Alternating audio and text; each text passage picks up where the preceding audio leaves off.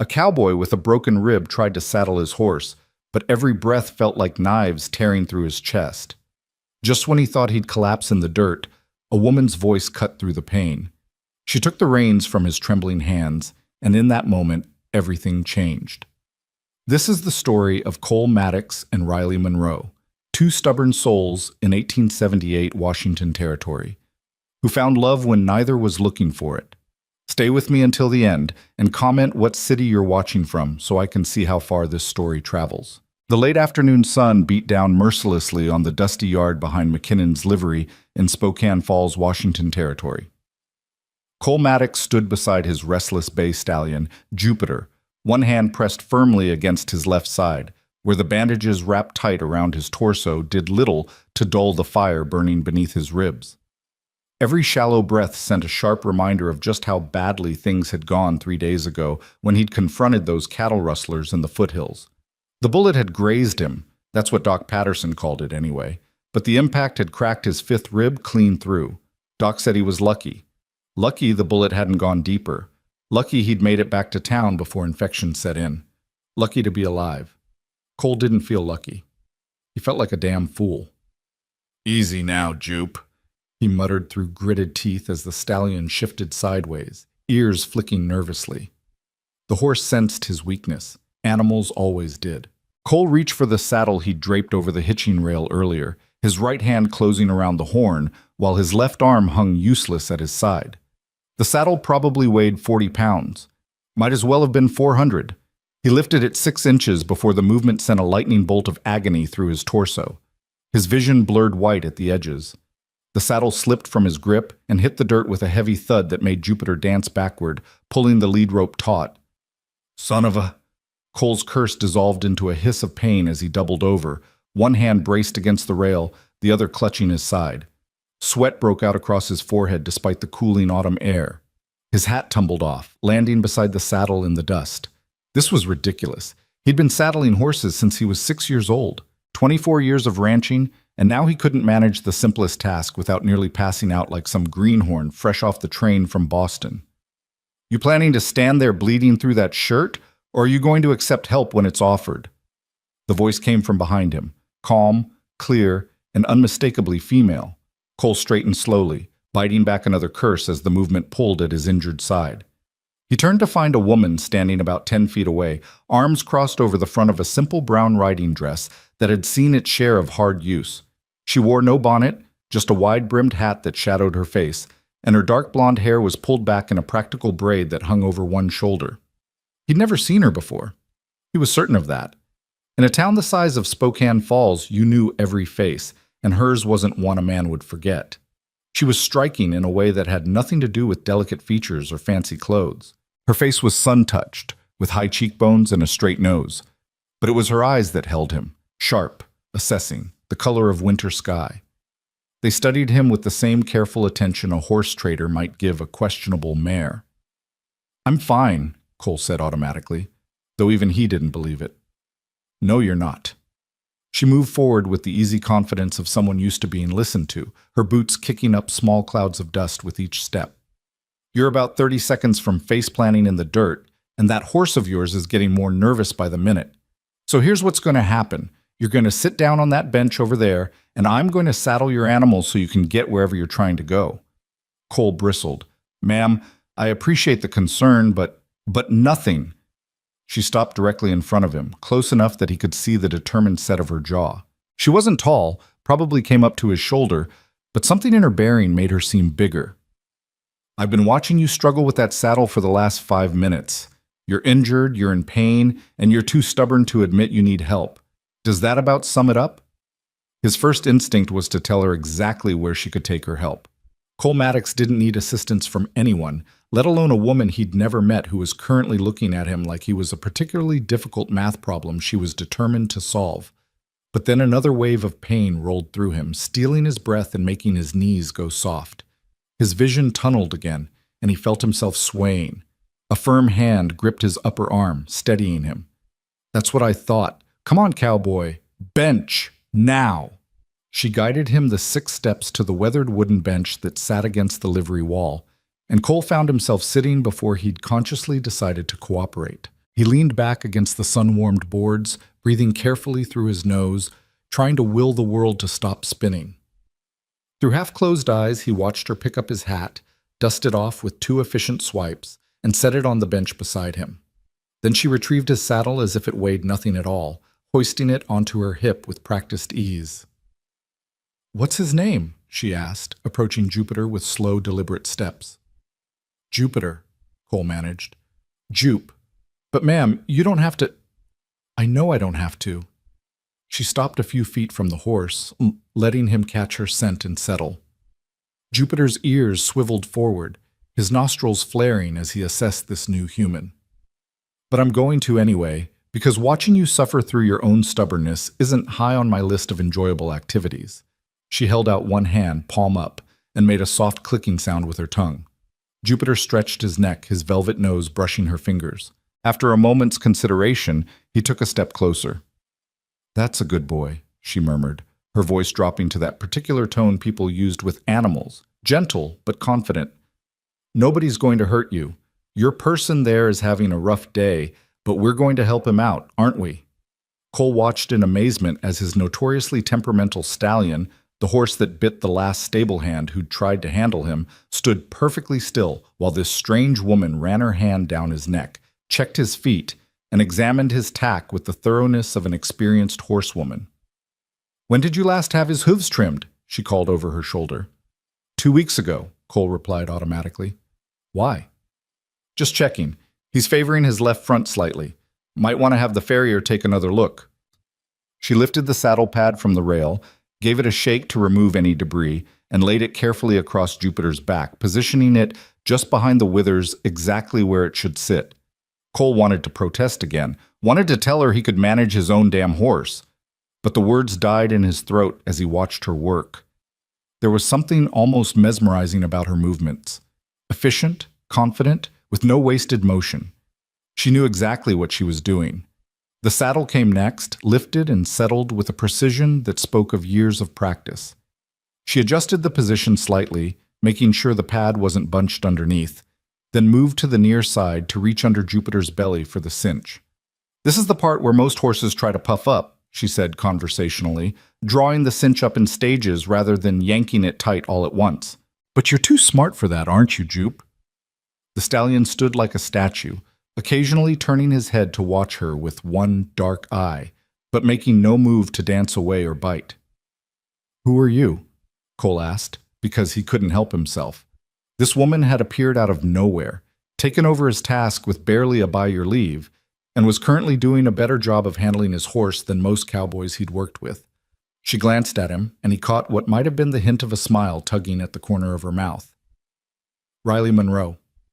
I bought the supply store last month, Clark's place, down on Main Street, though I suppose it's Monroe's place now." The name rang a bell. He'd heard talk at the saloon about some newcomer who'd bought out old Henry Clark when he decided to retire to California to live with his daughter. There'd been some grumbling from the men about a woman running a business, but most folks seemed willing to give her a chance as long as the store stayed well stocked. "You're the new storekeeper," Cole said. Among other things, Riley finished with the cinch and moved to check the breast collar and back cinch, her hands moving with practiced efficiency.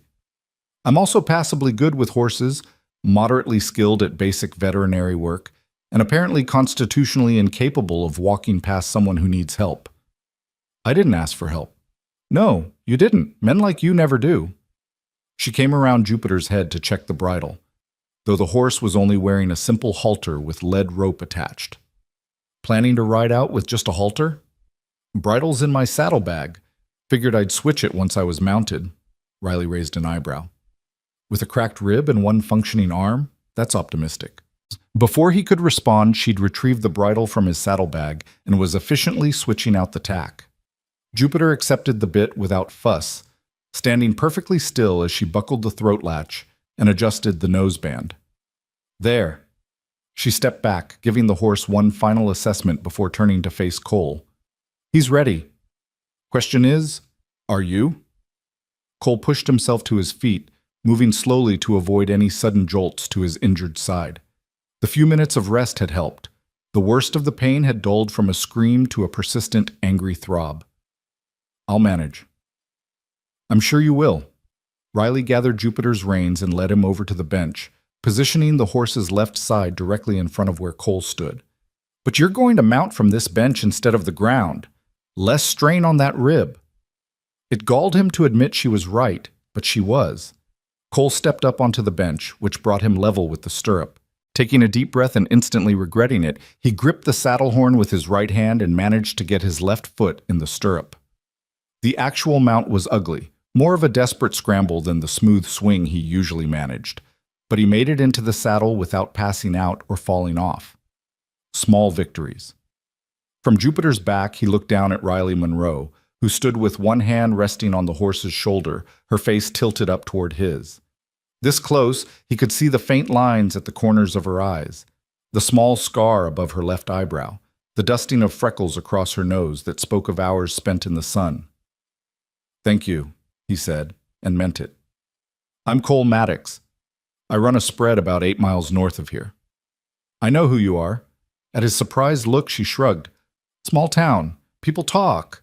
The general consensus seems to be that you're honest, hardworking, keep to yourself, and have been alone too long." Cole felt heat rise in his cheeks that had nothing to do with pain or exertion. People should mind their own business. Probably, but they don't. Riley stepped back, giving Jupiter room to move. "You should see Doc Patterson again tomorrow.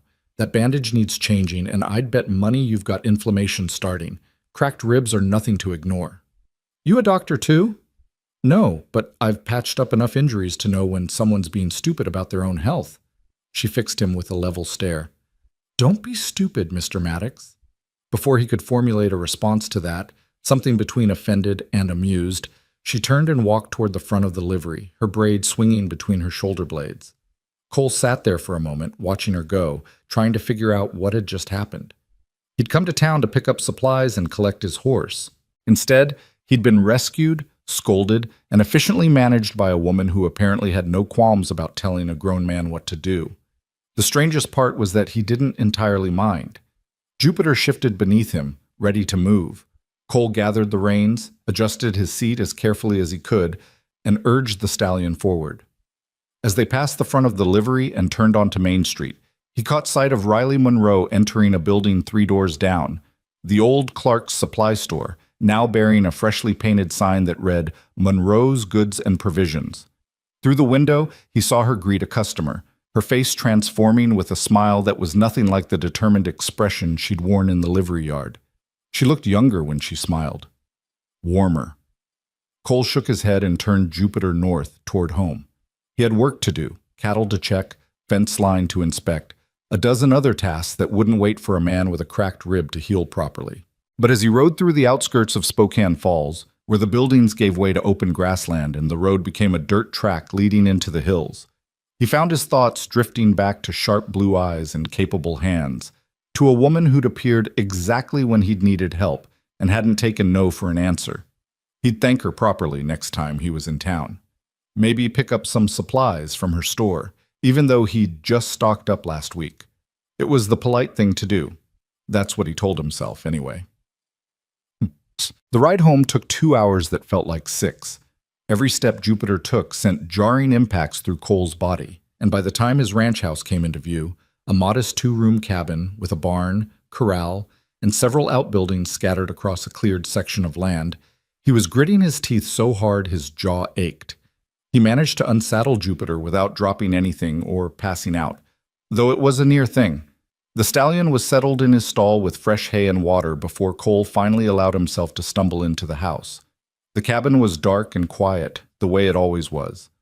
Just him and the sound of settling wood, the creak of the door, the whisper of wind through the chinks in the walls he kept meaning to fill. He'd built this place 6 years ago, after he'd saved enough money to buy the land and start his own herd. It was supposed to be temporary, something to get him started until he could build a real house. Somehow, 6 years had passed, and he was still in this same cabin, still alone, still telling himself that next year would be different. Cole lit a lamp with shaking hands, the match taking 3 tries to strike. The weak light pushed back the shadows, but made the emptiness more pronounced. He should eat something. Doc Patterson had been clear about that. Injured bodies needed fuel to heal.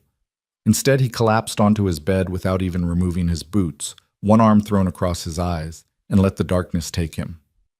He dreamed of competent hands and winter sky eyes, of a voice that didn't coddle or condescend, of a woman who'd looked at his stubbornness and met it with her own. The next 3 days passed in a haze of pain and frustration. Cole did the bare minimum required to keep his animals alive, fed the horses, checked the cattle, made sure everyone had water, but anything more strenuous left him sweating and dizzy. He didn't go back to town, didn't see Doc Patterson, told himself he was fine, even as the ache in his side deepened and his energy drained away like water through a sieve. On the 4th day, he woke to find blood seeping through his bandages. That was enough to penetrate even his stubbornness. He saddled Jupiter with gritted teeth and dogged determination and pointed the stallion's nose toward Spokane Falls. The ride was a nightmare. Cole spent most of it hunched over Jupiter's neck, focusing on staying conscious and upright. The world contracted to the rhythm of hoofbeats, the leather of the reins in his hand, the too-fast pounding of his own heart. He made it to Main Street before the blackness at the edges of his vision finally won. The last thing he remembered was sliding sideways in the saddle, Jupiter's nervous whinny, and the hard impact of the ground rushing up to meet him. Then nothing. Pasunk. Consciousness returned in fragments. Soft fabric beneath his cheek, the smell of lavender and soap, a cool cloth pressed against his forehead, voices low and urgent floating somewhere above him. Complete fool, that's what he is. I told him to see Doc Patterson 3 days ago. Easy, Riley, he's coming around. Cole forced his eyes open. The world swam into focus slowly, wooden rafters overhead, morning sunlight streaming through a window, the concerned face of Doc Patterson leaning over him. There you are, the doctor said, relief evident in his voice. Gave us quite a scare, Mr. Maddox. You've been out for about 20 minutes. Cole tried to sit up and immediately regretted it. A hand, small but firm, pressed against his shoulder, keeping him down. Don't even think about it. Riley Monroe's voice came from his other side. You're not going anywhere until Doc says you're stable. He turned his head and found her sitting beside what he now recognized as a cot in a small back room. She'd pulled a chair close, and there was a basin of water on the floor beside her, a blood-stained cloth draped over its edge. What happened? His voice came out rough, his throat dry. You fell off your horse in the middle of Main Street, Riley said flatly. Scared the hell out of Jupiter and half the town. Fortunately, I was outside my store when it happened, so I managed to catch your horse before he bolted and got you inside. You carried me. Cole looked from her to the doctor, confused. I had help, Riley admitted. But yes, mostly me. You're not as heavy as you look. Doc Patterson cleared his throat. Mr. Maddox, your wound is infected. Not badly yet, but getting there. You reopened the injury site with your activities, and combined with inadequate rest and what I suspect is minimal food intake, your body simply couldn't cope anymore. I've been fine. You've been an idiot, Riley interrupted. And before you get defensive, those are Doc's words, not mine, though I happen to agree with them. Despite everything, the pain, the embarrassment, the frustration at his own weakness, Cole felt his lips twitch. Tell me how you really feel. You want the truth? Fine. Riley leaned forward, her eyes blazing with an intensity that pinned him in place more effectively than her hand on his shoulder had. You're one of those men who thinks asking for help is some kind of moral failing, who'd rather suffer alone than admit he needs support, who believes his worth is measured by how much he can endure without complaint. She paused, and when she spoke again, her voice was quieter but no less fierce. And I understand that. I do. This territory breeds a certain kind of independence. It has to, because survival often depends on it. But Cole Maddox, there's a difference between independence and self-destruction. What you've been doing this past week, that's the latter. Cole stared at her, speechless. No one had talked to him like that in years. Maybe ever. Most people in Spokane Falls treated him with a kind of distant respect, acknowledged his presence, conducted business when necessary, but never pushed, never challenged, never got close enough to see beneath the surface. Riley Monroe had known him for less than a week, and she was looking at him like she could read every thought he'd ever tried to hide. I'm going to give you something for the infection, Doc Patterson said, breaking the tension. And you're going to stay here for at least 2 hours so I can monitor your condition. After that, you're not going home. You're staying at the boarding house in town for the next 3 days minimum. Mrs. Fletcher has been informed and has a room ready. I can't. You can, and you will, the doctor said firmly. Your animals will be fine for a few days. I've already sent word to young Thomas Miller. He'll ride out to your place this afternoon and handle the feeding and watering. Consider it doctor's orders. Cole wanted to argue, wanted to insist he was fine, that he could manage on his own, that he didn't need anyone's charity or concern. But Riley was still watching him with those sharp blue eyes, and he found he didn't have the strength to fight both her and Doc Patterson. Not right now. Maybe not ever. Fine, he said quietly. 3 days. Good. Doc Patterson stood, gathering his supplies. I'll be back to check on you in an hour. Riley, can you stay with him? I don't want him trying to leave before I get back. I'll make sure he behaves, Riley promised. The doctor left, and silence settled over the small room. Outside, Cole could hear the sounds of the town going about its business, horses clopping past, conversations floating through the window, the distant ring of the blacksmith's hammer. I'm sorry, he said finally. Riley raised an eyebrow. For what specifically? There's quite a list to choose from. Despite everything, Cole felt a smile tug at his mouth. For being stupid, for not listening, for scaring your customers when I fell off my horse in front of your store. Apology accepted. Riley reached for the basin, wringing out the cloth and folding it neatly. Though, if we're being honest, you probably did more damage to your own pride than anyone else's sensibilities. That's certainly true. Cole studied her face, noting the shadows under her eyes, the tension in her shoulders. Have you been here the whole time, since I fell? Most of it. I needed to make sure you were okay. She set the basin aside and met his gaze. You helped me out once, even if you don't remember it. Cole frowned. What do you mean? 2 weeks ago. I just arrived in town, didn't know anyone, and was trying to negotiate a fair price on a wagon from Bill Henderson at the trading post. He was trying to charge me double what it was worth, assuming I wouldn't know the difference. Riley's expression softened slightly. You were there picking up supplies. You didn't say much, just casually mentioned that you'd seen the same model wagon go for half that price at the auction in Cheney. Henderson backed down immediately. Cole had a vague memory of the incident. He'd been in a hurry that day, eager to get back to the ranch, and hadn't paid much attention to the woman Henderson had been trying to cheat. He certainly hadn't expected her to remember. That was nothing, he said. It was something to me. Riley stood, brushing imaginary dust from her skirt. I don't forget kindnesses, Mr. Maddox, even small ones. Especially small ones, because those are the kind people do when they don't expect anything in return. She moved toward the door, then paused with her hand on the frame. I need to get back to the store. I have a delivery arriving this afternoon, but I'll check on you tonight at the boarding house. Make sure you're actually resting instead of planning your escape. You don't have to do that. I know. Riley looked at him over her shoulder, and this time her smile was genuine, warm and bright and completely unexpected. But I'm going to anyway. Get some rest, Cowboy. You look like hell. Then she was gone, leaving Cole alone with his thoughts, his pain, and the lingering scent of lavender that somehow made the sterile back room of Doc Patterson's office feel a little less empty.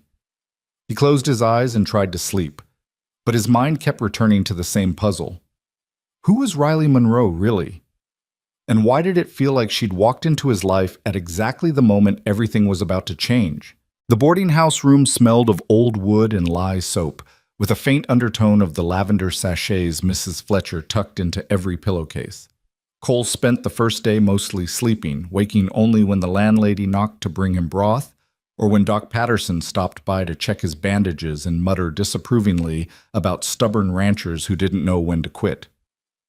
Riley came that evening, as promised. She didn't knock, just opened the door and walked in like she had every right to be there, carrying a basket that smelled of fresh bread and something savory that made Cole's stomach clench with sudden hunger. You look better, she said, setting the basket on the small table by the window. Less like a corpse, anyway. Your bedside manner needs work, Cole replied, but there was no heat in it. He'd managed to sit up against the headboard without his vision swimming, which felt like a significant victory. I'm not a nurse. I'm a storekeeper who happens to be checking on a customer. Riley pulled out the contents of the basket. Bread still warm from the oven, a jar of beef stew, 2 apples, and a small crock of butter. Mrs. Fletcher mentioned you weren't eating much. Figured you might need incentive. You made this? Don't sound so surprised. I'm capable of more than just saddling horses. She found a bowl and spoon in the room's modest furnishings and ladled out a generous portion of stew. Eat, and don't argue. Cole ate. The stew was good, better than good actually, rich and thick, with tender chunks of beef and vegetables that had been cooked long enough to become soft without turning to mush. He tried to eat slowly, but hunger won out and he found himself scraping the bottom of the bowl embarrassingly fast. Riley watched him with what might have been satisfaction. There's more if you want it. I shouldn't, but you will. She refilled his bowl without waiting for permission. You've lost weight you couldn't afford to lose. Don't think I didn't notice when I helped carry you inside. They fell into a surprisingly comfortable silence as Cole ate his second helping. Riley settled into the room's only chair, her hands busy with some kind of needlework she'd pulled from her pocket. Mending, he realized, a torn shirt cuff that she worked on with the same efficient precision she'd shown with everything else.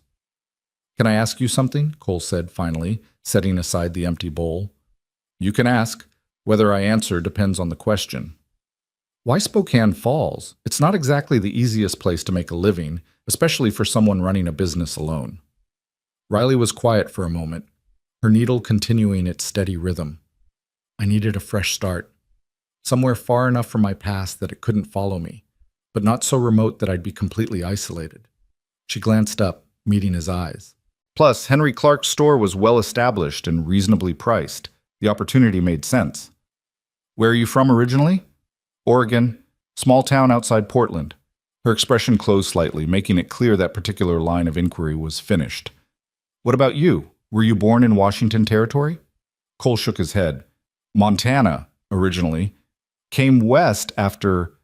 He stopped, surprised at how close he'd come to telling her things he never talked about. After circumstances changed, figured I'd try my luck at ranching. And how's that working out for you? Well, I'm currently sitting in a boarding house with a cracked rib and an infection, so I'd say it's been better. He smiled to take the edge off the words. But the ranch is doing well enough. I've got about 300 head of cattle, decent grazing land, water access. Could be worse. Could also be better, I'm guessing.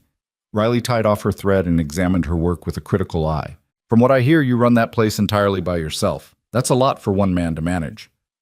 I've thought about hiring help, Cole admitted. But good ranch hands are hard to find, and the ones worth hiring usually want more pay than I can afford to offer right now. So you work yourself half to death trying to do everything alone. Riley folded the mended shirt and tucked it back into her pocket. Seems to be a pattern with you. Before Cole could respond to that uncomfortably accurate observation, someone knocked on the door. Riley stood to answer it, revealing Mrs. Fletcher with an armload of fresh linens and a concerned expression.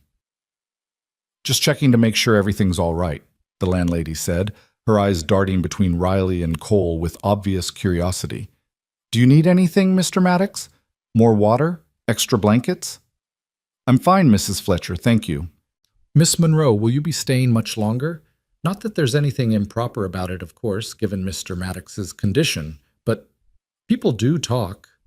I was just leaving, Riley said smoothly, gathering her basket. She turned back to Cole. I'll check on you tomorrow. Try not to do anything stupid between now and then. I'll do my best. After both women had left, Mrs. Fletcher still radiating curiosity like a wood stove radiating heat, Cole lay back against the pillows and stared at the ceiling. The food had helped, and the infection seemed to be responding to Doc Patterson's treatment, but it wasn't physical recovery that occupied his thoughts as darkness fell outside his window. It was the puzzle of Riley Monroe. The way she moved through the world with such confidence, as if she'd never doubted her right to occupy space or speak her mind. The casual competence she brought to everything from saddling horses to making stew to managing busybody landladies. The shadows he'd glimpsed behind her eyes when he'd asked about Oregon. She was hiding something, running from something, most likely, though whether it was a person or a memory or just the weight of her own past, he couldn't say. Cole recognized the impulse because he carried his own ghosts, the ones that woke him at 3 in the morning, The ones that made this empty cabin and solitary life feel less like a choice and more like a penance. Maybe that was why her presence didn't feel like an intrusion. Two people running from their pasts had an unspoken understanding. The next 2 days passed in a similar pattern. Doc Patterson came morning and evening to change bandages and pronounce gradual improvement. Mrs. Fletcher brought meals and gossip in equal measure. And Riley appeared each evening with food, conversation, and a complete refusal to be anything other than exactly herself. On the third evening, she arrived earlier than usual, her expression troubled. "I need to ask you something," she said without preamble, settling into her usual chair. "And I need you to hear me out before you say no." Cole sat up straighter, suddenly wary. "All right. I've been thinking about expanding my delivery service, taking supplies out to the homesteads and smaller ranches that are too far from town for people to come in regularly. It would be good for business, and there's clearly a need for it." "Makes sense," Cole agreed cautiously.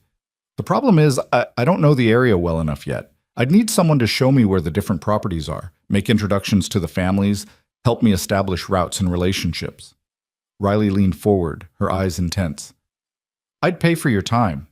And in exchange, I could help you with some of your ranch work while we're out there. I wasn't joking when I said I'm good with cattle." Cole blinked. "You want to hire me as a guide?" "More like a temporary partnership. You need help moving your herd before the creek dries up. I heard you talking to Doc Patterson about it yesterday. I need help establishing my delivery routes. We could help each other." It was a practical proposal, almost too practical, which made Cole suspicious of his own eager response to it. "When would we start?" "As soon as Doc Patterson clears you for riding, probably another few days." Riley watched him carefully. "I know it's not what you're used to, working with a woman, accepting help when you'd rather handle everything yourself. If you'd rather not, I'll understand." Cole thought about his ranch, about the fence line that needed mending, and the cattle that needed moving to higher pasture before summer heat baked the lower creek beds dry. He thought about doing all of that alone, with ribs that still pulled and protested with every deep breath. Then he thought about Riley's hands on Jupiter's bridle, calm and sure, about the way she'd looked at him in the livery and seen past his stubbornness to the need underneath. "How long would this partnership last?" he asked. 2 weeks? Maybe 3? Depends on how much ground we need to cover and how quickly we can move.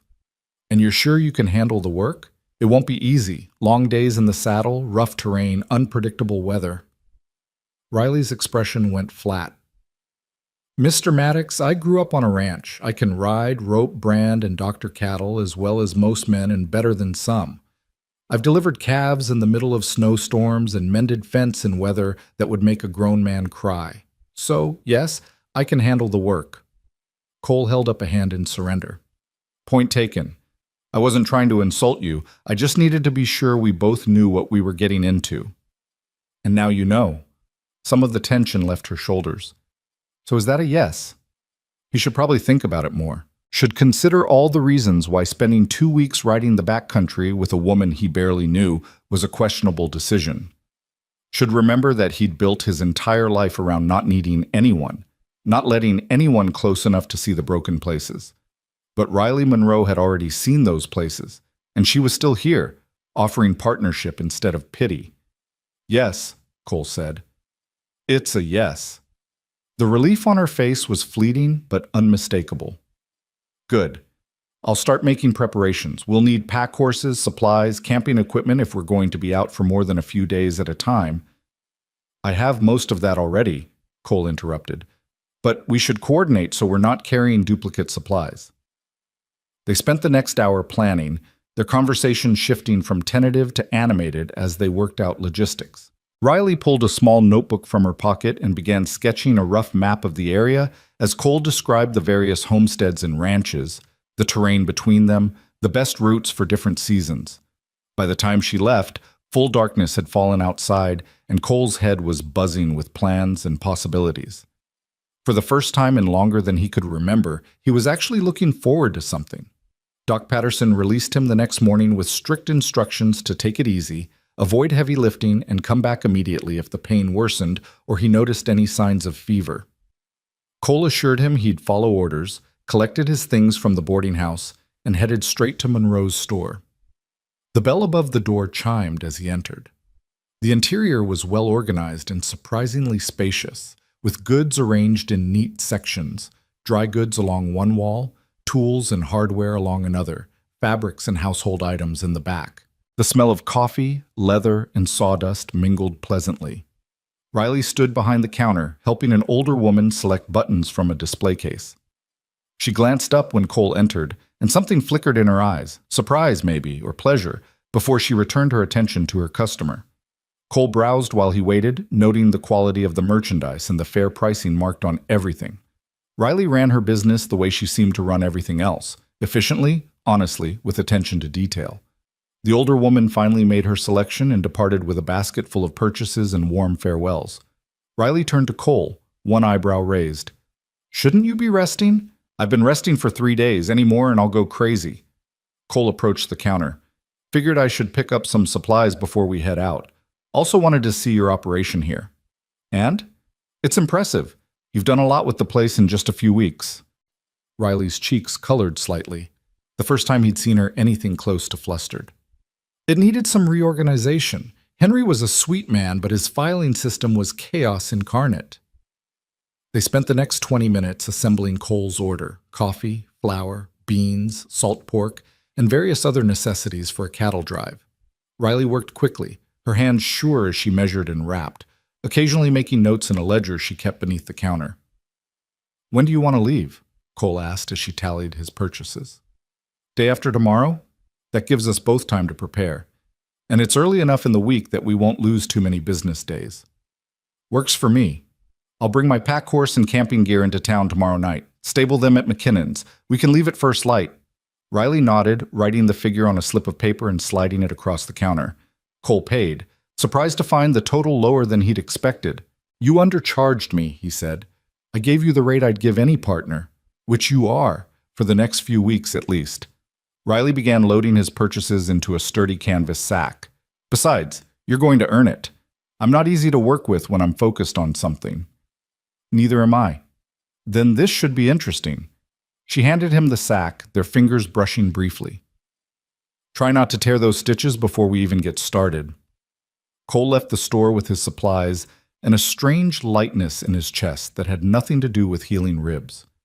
He spent the rest of the day and all of the next preparing for the journey, checking tack, organizing supplies, selecting which horses to bring, planning the route in more detail. By the time he rode into Spokane Falls the following evening, leading his pack horse and spare mount, he'd almost convinced himself this was just a practical business arrangement. Two people helping each other out. Nothing more complicated than that. Then he saw Riley waiting outside the livery, dressed in practical riding clothes with her hair in that efficient braid, and something in his chest tightened in a way that had nothing to do with cracked ribs. She'd changed from her store dress into canvas trousers, a man's work shirt, and a leather vest worn soft with age. High boots covered her calves, and she wore a wide-brimmed hat pulled low against the late afternoon sun.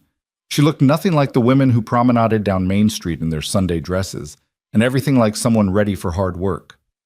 "You came prepared," Cole said, dismounting carefully. "I told you I grew up on a ranch." Riley gestured to 3 horses tied nearby, a sturdy dun mare, a pack horse loaded with supplies, and a gray gelding that looked steady and reliable. "This is Juniper, my riding horse. The pack horse is Gus. He's patient and doesn't spook easily. And that's Smoke. I brought him as a spare mount in case either of us needs a fresh horse." "Good thinking." Cole began unsaddling Jupiter for the night. "We'll leave at dawn. Should reach the Peterson homestead by mid-morning if we make good time." They worked in companionable silence, settling the horses for the night and finalizing their preparations. Other people came and went from the livery, ranch hands collecting mounts, a family departing in a wagon, the usual evening traffic of a small frontier town. Cole noticed the looks they attracted, the whispered conversations that stopped when he or Riley drew near. Let them talk. People always did, and it rarely amounted to anything. But as they finished their work and Riley bid him good night, heading back to the small apartment above her store, Cole couldn't help wondering what stories would be circulating by morning. The rancher and the storekeeper, heading out alone into the backcountry for weeks. It was the sort of thing that generated gossip in any small town, let alone one as starved for entertainment as Spokane Falls. He shook off the thought and headed to the boarding house for one last night in a real bed. Tomorrow they'd be camping under the stars, and he needed to be as rested as possible for whatever challenges the trail would bring. Dawn arrived cool and clear, the sky painted in shades of pink and gold that promised good weather. Cole met Riley at the livery as planned, and together they loaded the pack horses, checked cinches, and made final adjustments to their gear. "Ready?" Riley asked, swinging into Juniper's saddle with an ease that confirmed everything she'd said about her riding ability. "Ready," Cole confirmed, mounting Jupiter more carefully but with less pain than he'd felt in over a week. They rode out of Spokane Falls just as the town was beginning to wake, joining the broad dirt road that led north into the hills. For the first hour, they traveled in silence, content to let the horses find their rhythm while morning light gradually strengthened around them. The landscape opened up as they left town behind, rolling grassland dotted with ponderosa pines, rocky outcroppings, and occasional creeks that still ran strong with mountain snowmelt. In the distance, mountains rose blue and hazy against the horizon, their peaks still capped with snow despite the advancing season. "It's beautiful out here," Riley said finally, her eyes scanning the terrain with obvious appreciation. "Different from Oregon, drier, more open, but beautiful." "You miss it? Oregon?" "Sometimes. Mostly I miss what it represented, the person I was before everything got complicated." She glanced at him. "You ever feel that way about Montana?" "Every day," Cole admitted. "But going back won't change anything. The past stays past, whether we want it to or not. Doesn't mean we stop missing it, though." "No, it doesn't." They fell silent again, but it was a different quality of silence now, less careful, more honest. Two people acknowledging shared understanding without demanding details or explanations.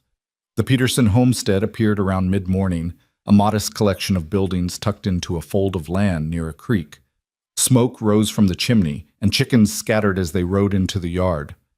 A wiry man in his 40s emerged from the barn, wiping his hands on his pants. His weathered face broke into a smile when he recognized Cole.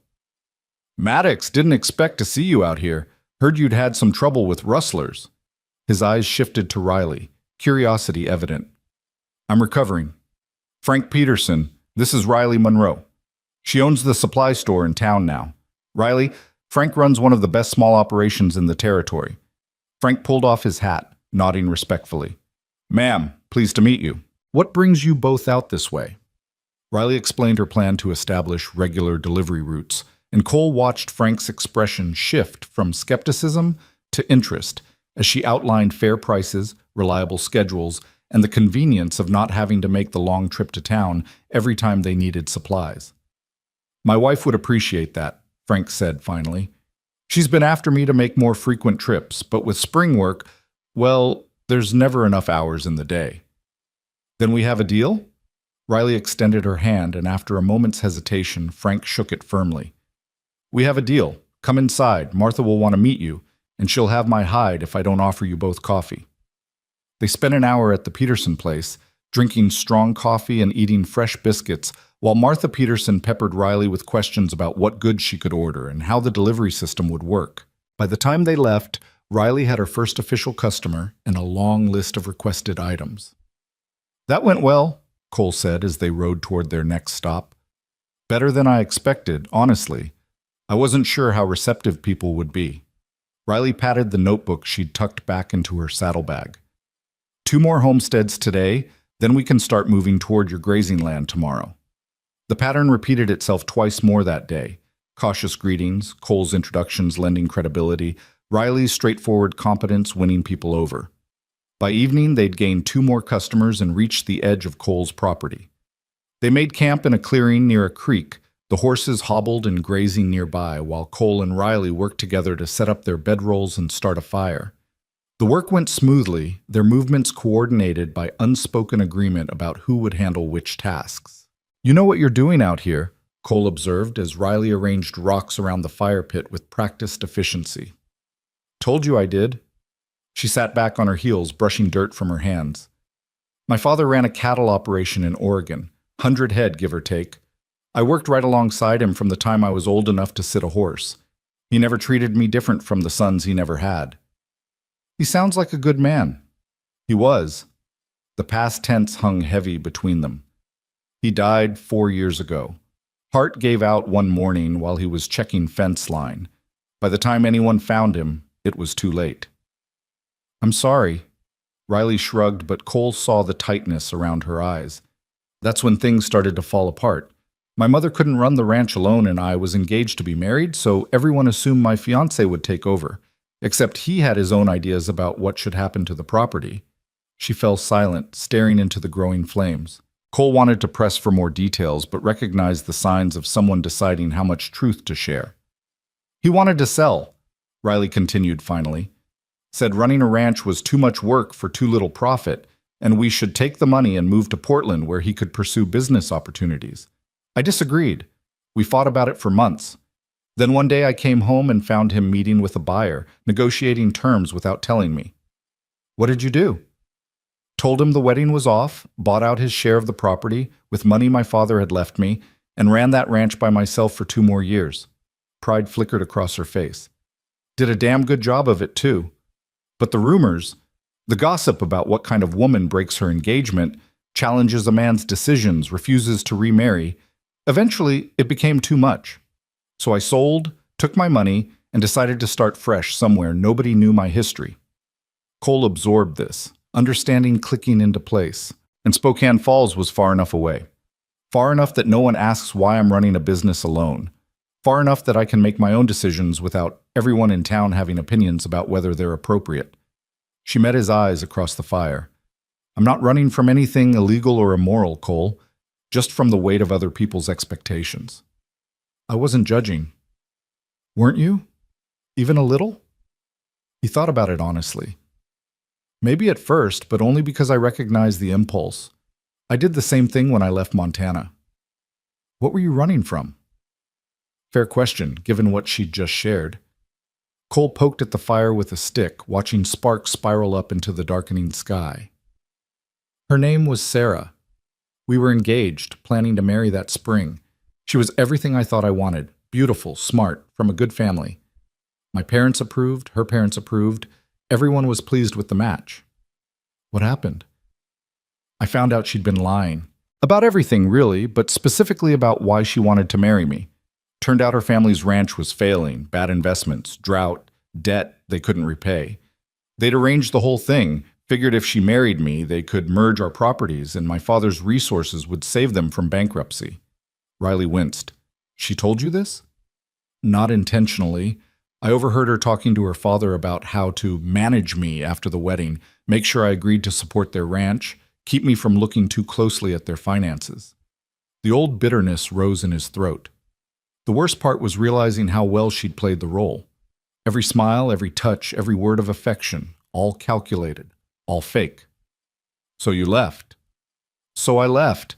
Ended the engagement, told my parents I needed to make my own way, and came west with enough money to buy land and start over.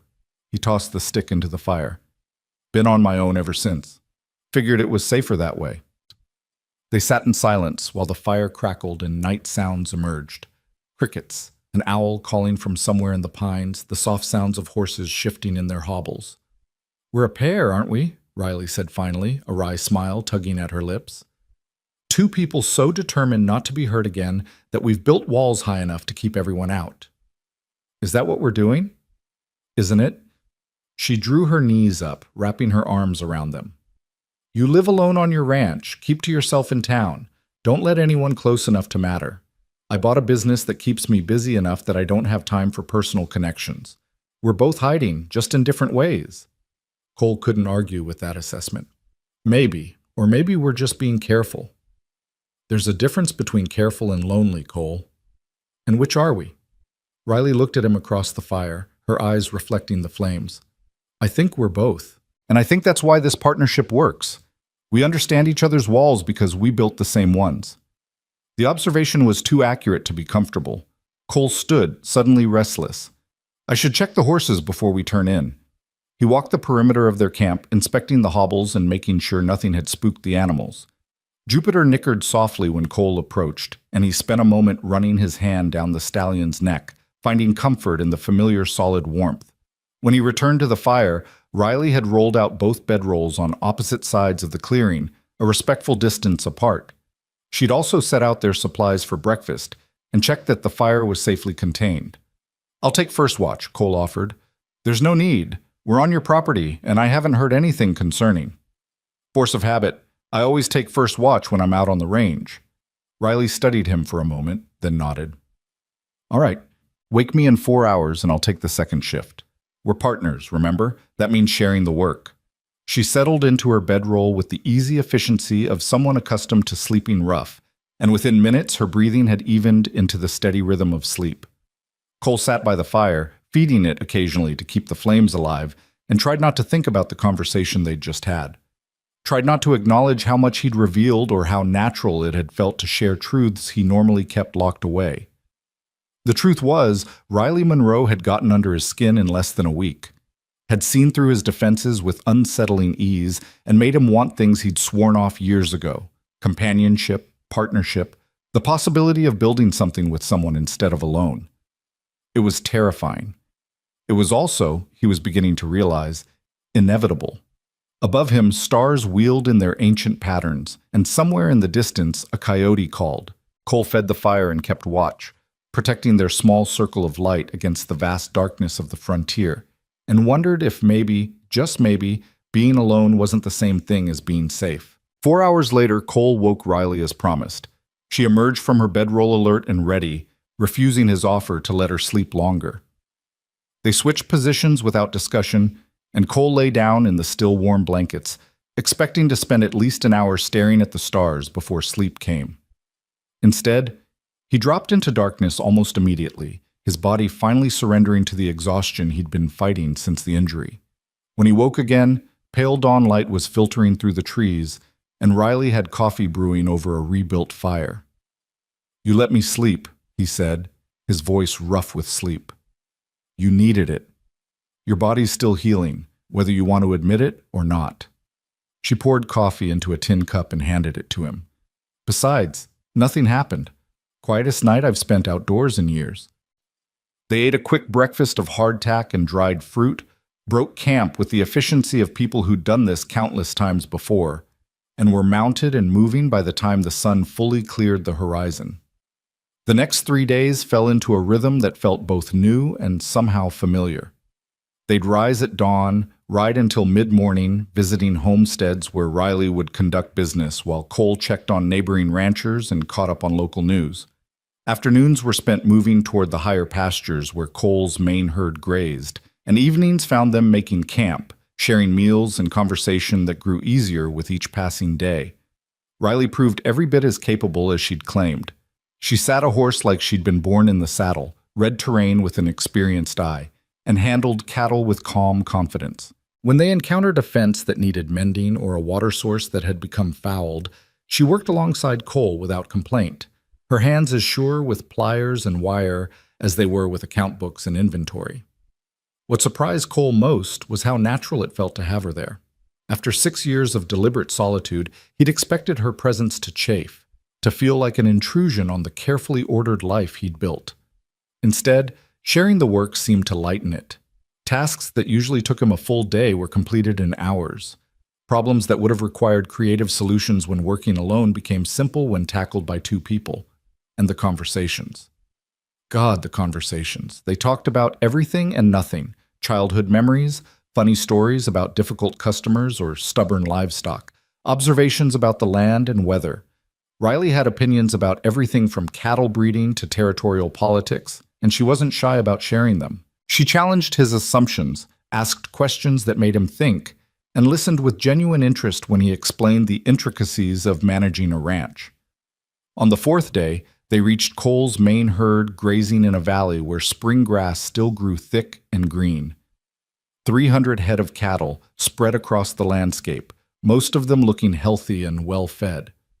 "They look good," Riley said, surveying the herd with an experienced eye. "You've done well with them." "For now, but look at the creek." Cole pointed to the water source that ran along the eastern edge of the valley. "It's already lower than it should be for this time of year. Another month of hot weather and it'll be barely a trickle. I need to move them to the north pasture where there's better water access. How far? 8 miles, give or take. Rough terrain in places, a few creek crossings, one narrow pass that makes me nervous every time I push cattle through it.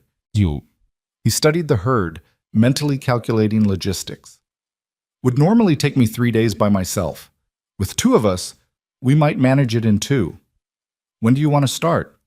Tomorrow morning. We'll need today to scout the route, make sure there aren't any new obstacles since I last drove cattle through. Cole turned Jupiter north. Come on, I'll show you what we're dealing with. They spent the afternoon riding the route Cole planned to take, and Riley's respect for the challenge grew with each mile. The first few miles were straightforward enough, open grassland with gentle slopes. But then the terrain became more difficult, with rocky outcroppings that forced them to navigate carefully and thick stands of pine that would require herding the cattle through in controlled groups. The worst section was a narrow canyon where the trail squeezed between rock walls, barely wide enough for 3 cows to walk abreast. Water ran along the bottom, a smaller tributary of the main creek, and the ground was treacherous with mud and loose stones. This is going to be the challenge, Cole said, dismounting to examine the trail more closely. Cattle hate confined spaces. They'll want to bunch up, push against each other, maybe even try to turn back. We'll need to keep them calm and moving forward without spooking them. Riley studied the canyon with a frown. What if we split them into smaller groups, push through maybe 50 head at a time instead of trying to move the whole herd? That's what I usually do, but it takes forever. 300 head in groups of 50 means 6 trips through this canyon. Not if we overlap. I could take the first group through while you're gathering the second. By the time you bring them to the canyon entrance, I'll have secured the first group and can come back to help push the second through. Riley walked the length of the canyon, her eyes constantly moving as she assessed angles and potential problems. We'd need to set up a temporary holding area on the far side to keep each group from wandering before we get them all through. Cole thought through her suggestion, testing it for flaws. That could work. Would cut our time significantly. It'll also be exhausting. We'll basically be running back and forth all day. Better than spending 3 days doing it alone. He remounted Jupiter, already feeling more optimistic about the task ahead. Let's keep moving. I want to see what the North Pasture looks like before we commit to this plan. The North Pasture exceeded Riley's expectations. A broad valley with multiple water sources fed by springs that ran year-round, protected on 3 sides by forested hills that would provide shade during the hottest months. The grass grew thick here, untouched since Cole had moved his herd out last fall. This is perfect, Riley said. Why don't you keep them here permanently? Winter. Those springs don't freeze completely, but the snow gets deep enough that the cattle can't forage effectively. The South Valley is lower elevation, less snow accumulation, more shelter from the worst storms. Cole gestured toward the surrounding landscape. Ranching up here is all about moving with the seasons. Summer in the high country, winter in the valleys. They made camp that evening near one of the springs, and Riley insisted on checking Cole's injury while there was still good light. He protested that he was fine, that Doc Patterson had pronounced him healed enough for regular activity, but she ignored his objections with the same stubborn determination she brought to everything else. Shirt off, she ordered, setting out the medical supplies she'd packed. Riley, don't Riley me. You've been working hard for 4 days straight, and I want to make sure you haven't torn anything loose. Now shirt off, or I'll remove it myself. Cole sighed and complied, carefully pulling his shirt over his head. The movement still pulled uncomfortably at his left side, but nothing like the stabbing pain of a week ago. Riley's hands were gentle as she unwrapped the bandage, her fingers cool against his overheated skin. She examined the wound site with a critical eye, testing the skin around the injury for signs of heat or swelling. It looks good, she said finally. No infection, healing cleanly. You'll have a scar, but that's unavoidable with this type of injury. Won't be my first. Cole gestured to a long white line across his right shoulder. Got that one breaking a horse when I was 19, and there's another on my leg from a barbed wire accident that I won't show you because it would require removing more clothing than is appropriate. Riley laughed, the sound bright and unexpected in the quiet evening. I appreciate your sense of propriety. She began rewrapping the bandage with practiced efficiency. Though I've probably seen worse. My father was always getting injured, kicked by horses, gored by bulls, cut on any sharp object within reach. My mother finally taught me basic wound care out of self-defense. Your mother sounds practical. She is. Riley's hands paused briefly before continuing their work. We don't talk much anymore. She remarried about a year after I broke my engagement, and her new husband has very traditional views about how women should behave. My independence makes him uncomfortable. That must be hard. It is what it is. She tied off the bandage and sat back. People make choices. Sometimes those choices mean losing people we care about, but the alternative, compromising who we are to make others comfortable, that's worse. Cole pulled his shirt back on, struck by the conviction in her voice. You really believe that? Don't you? You left your entire life behind in Montana rather than marry someone who'd lied to you. That's choosing yourself over others' expectations.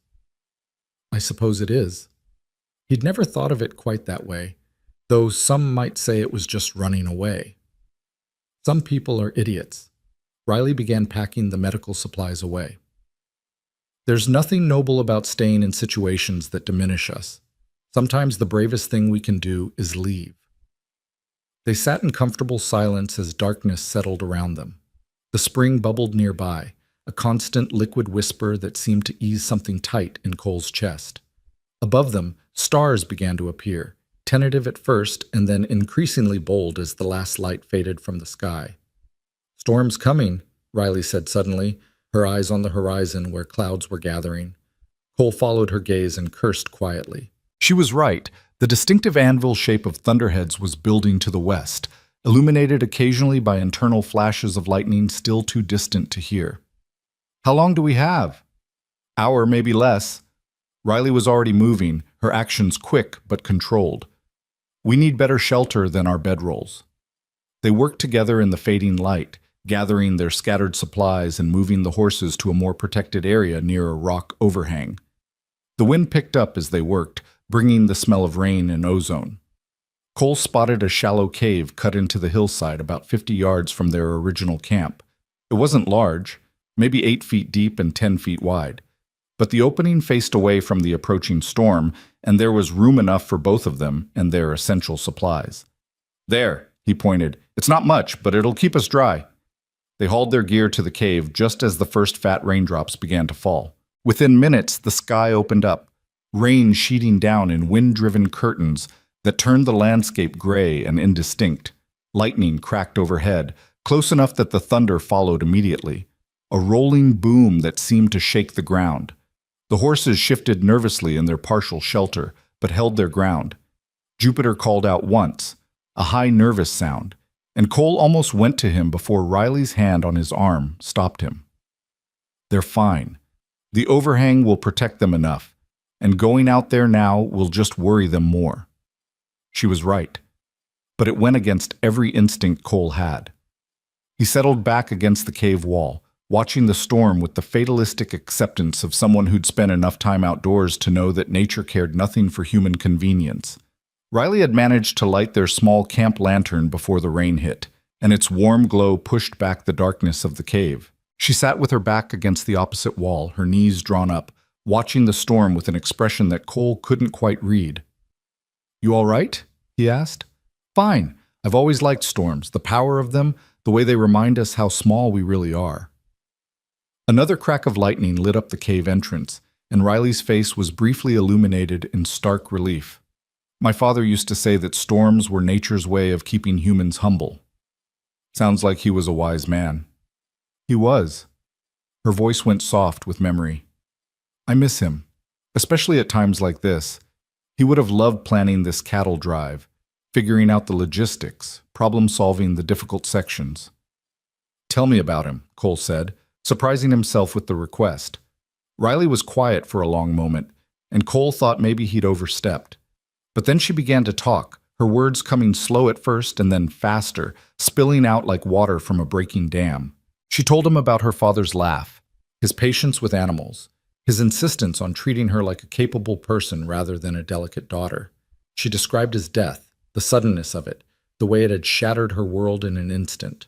Cole listened without interrupting, letting her words fill the space between them. When she finally fell silent, he found himself sharing his own stories. About his father's disappointment when Cole had refused the arranged marriage, about his mother's tears when he'd left Montana, about the guilt he still carried for choosing himself over his family's expectations. The storm raged outside their shelter, but inside the cave, something gentler was happening. Two people were letting their walls down, brick by careful brick, and discovering that the vulnerability was less terrifying than they'd imagined. At some point, Cole wasn't sure when, they'd moved closer to each other, drawn together by the shared intimacy of confession. Riley sat near enough now that he could see the varied colors in her eyes, blue shot through with silver and gray, and the small scar above her eyebrow that he'd noticed that first day in the livery. "How did you get that?" he asked, reaching up to touch the scar before he thought better of it. Riley didn't pull away from his touch. "Fell out of a tree when I was 9. I'd climbed up to rescue a kitten, cliché I know, and the branch broke. Landed on a rock and split my eyebrow open. My mother was furious, my father was trying not to laugh, and I was more worried about whether the kitten was okay." "Was it?" "Yes. The ungrateful creature scratched me when I finally got it down, then ran off and never came near me again." She smiled at the memory. "My father said it was a good lesson about the perils of trying to rescue things that don't want to be rescued." "That's a hard lesson." "Most good ones are." Riley's smile faded, and her expression became serious. "Cole, can I ask you something?" "Of course." "Why are you really out here alone? I know what you told me about Sarah, about wanting to make your own way. But there's more to it, isn't there? Something you're not saying." Cole's first instinct was to deflect, to give her a surface answer that would satisfy without revealing too much. But they'd already crossed so many lines tonight, shared so many truths. What was one more? "After Sarah, I tried," he said slowly. "I tried to believe that not everyone was like her, that I could trust again. There was a woman in Billings. Martha, her name was. Sweet, kind, seemed genuine. We courted for about 6 months. What happened?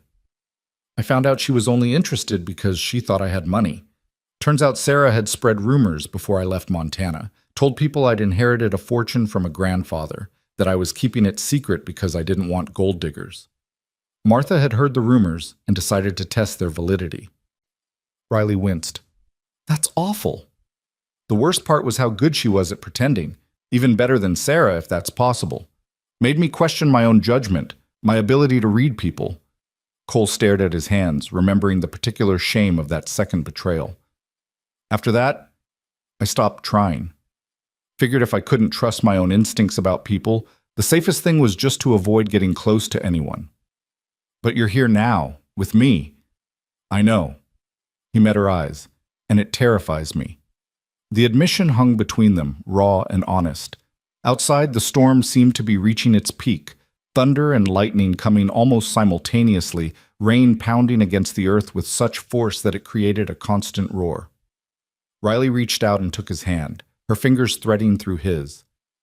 "It terrifies me too. The last time I let someone close, he tried to sell my life out from under me. The time before that, my mother chose a man who couldn't accept who I am. I've learned to be careful, to keep people at a distance where they can't hurt me." "Then why are you holding my hand?" "Because careful and lonely are two different things, remember? And because sometimes the risk is worth it." She squeezed his fingers gently. "I like you, Cole Maddox. I like your stubbornness and your strength and the way you try so hard to pretend you don't need anyone even though you clearly do. I like that you didn't dismiss me or patronize me or try to manage me. I like that you see me as a partner, not as a woman you need to protect or control." Cole's heart was hammering in his chest, and it had nothing to do with the storm. "Riley, you don't have to say anything. I just wanted you to know. Whatever happens after these 2 weeks end, I want you to know that meeting you has mattered." The lantern flickered, casting dancing shadows on the cave walls. Cole could hear his own breathing, too fast and shallow, and felt the warmth of Riley's hand in his. He should pull away. Should maintain the distance that had kept him safe for 6 years. Should remember all the reasons why letting someone close was dangerous. Instead, he lifted his free hand and cupped her face, his thumb tracing the line of that small scar above her eyebrow. Riley's breath caught, and her eyes went wide. "It matters to me too," Cole said quietly. "You matter to me, and that scares the hell out of me. But I'm tired of being scared. tired of being alone, tired of protecting myself from something that might never happen. Cole. He kissed her, not roughly, not with demands or expectations, but gently, a question rather than a statement. Riley made a small sound against his mouth and kissed him back, her free hand coming up to curl into his shirt. The storm raged on outside, but inside the cave time seemed to slow and soften. They kissed like people who'd been starving without knowing it, drinking in the warmth and connection they'd both denied themselves for too long. When they finally broke apart, both breathing hard, Cole rested his forehead against Riley's and tried to remember why he'd ever thought being alone was safer. "This complicates things," Riley said, her voice unsteady. "I know. We're business partners. We have a job to finish. I know that too. And we live 8 miles apart with completely different lives and responsibilities. Riley," Cole pulled back enough to look at her properly, "I know all of that, but I also know that I haven't felt this alive in 6 years, and I'm not ready to pretend this didn't happen just because it's complicated." She studied his face for a long moment, searching for something. Whatever she found must have satisfied her, because she smiled, a real smile that reached her eyes and made her look younger, lighter. "Good, because I'm not ready to pretend either." They sat together in the cave entrance, Riley leaning against Cole's shoulder while the storm slowly spent itself. They didn't talk much, didn't need to. The silence between them was comfortable now, full of understanding rather than uncertainty. Eventually the rain softened to a drizzle, and the thunder moved off to the east. The smell of wet earth and sage filled the air, sharp and clean. Cole's ribs ached from the awkward position, but he didn't move, didn't want to disturb this moment, this fragile peace they'd found in the middle of the storm. "We should try to sleep," Riley said finally, though she made no move to get up. "Tomorrow's going to be hard work." "Probably." Cole pressed a kiss to the top of her head, marveling at his own boldness. "But I'm not ready to let go yet." "Then don't." So they stayed that way, wrapped around each other in the mouth of the cave, while the storm rolled away and the night settled into calm. Eventually exhaustion claimed them both, and they dozed in shifts, waking periodically to feed the lantern or check on the horses before settling back into their shared warmth. When dawn finally came, gray and soft through lingering clouds, Cole woke to find Riley already up, stirring the fire she'd somehow managed to coax back to life. She looked over when she heard him move and smiled, a private smile just for him that made his chest feel too full. "Morning," she said. "Coffee's almost ready." "Morning." Cole stood carefully, working the kinks out of his back and shoulder. His ribs protested the movement, but less than they had in days. "How do the horses look?" "Fine. A little restless from the storm, but otherwise healthy." Riley poured coffee into 2 cups and brought one to him. "The canyon's going to be muddy today. Might be worth waiting until this afternoon to start the drive, give the ground some time to drain." But Cole nodded, accepting both the coffee and the shift, back to practical matters. Last night had been, he didn't have words for what last night had been. But now it was morning, and they had work to do. Time enough later to figure out what this thing between them meant, where it might lead. For now, it was enough to stand beside her in the fresh morning air, drinking bitter coffee and watching the sun try to break through the clouds. Enough to know that he wasn't alone anymore, that the walls he'd built so carefully had found their match in someone just as stubborn and scared and brave as he was. They spent the morning checking the cattle and scouting the canyon again, verifying that the storm hadn't created any new obstacles. The mud was thick and treacherous, but by afternoon it had dried enough that Cole felt confident proceeding. "Remember the plan," he said, as they positioned themselves on opposite sides of the herd. "Small groups, steady pressure, don't let them bunch. If anything goes wrong, back off and we'll regroup." "Got it." Riley sat easy in Juniper's saddle, completely focused. "Let's move some cattle." The actual drive was every bit as challenging as Cole had anticipated. The cattle were skittish after the storm, reluctant to leave their familiar grazing area. It took nearly an hour to cut out the first group of 50 and start them moving in the right direction. But Riley was brilliant at it. She seemed to anticipate what the cattle would do before they did it, positioning Juniper to block escape routes or encourage forward movement with an almost uncanny precision. She used her voice, low, calm, constant, to keep the animals settled, and her rope when necessary to discourage the stubborn ones from breaking away. Cole found himself forgetting to focus on his own work, too caught up in watching her. This was what she'd been trying to tell him, that she was more than capable, that she didn't need protecting or managing. Here, in her element, she was magnificent. "Eyes on your own cattle, Maddox," Riley called, amusement clear in her voice. Cole jerked his attention back to his section of the herd, feeling heat rise in his cheeks. He heard Riley laugh, the sound carrying over the lowing of the cattle and the splash of hooves through mud. They pushed the first group through the canyon without incident, Riley staying with them on the far side while Cole rode back for the second group. The system worked exactly as she'd predicted. By overlapping their efforts, they cut the time significantly. By late afternoon, they'd moved half the herd, and both of them were exhausted, covered in mud and sweat, and thoroughly pleased with their progress. "We'll finish tomorrow," Cole said as they made camp that evening. "Another day like today, and we'll have them all in the north pasture." "Good." Riley winced as she dismounted, her movements stiff. "I forgot how hard this kind of work is. I'm going to feel this tomorrow." "You were amazing today. I've worked with experienced ranch hands who couldn't handle cattle that well." "Flattery will get you everywhere, Cowboy." But Riley's pleased smile told him the compliment had landed. "Though, if we're being honest, you're pretty good at this yourself." They settled into their evening routine, caring for the horses, preparing a simple meal, sitting by the fire while darkness gathered.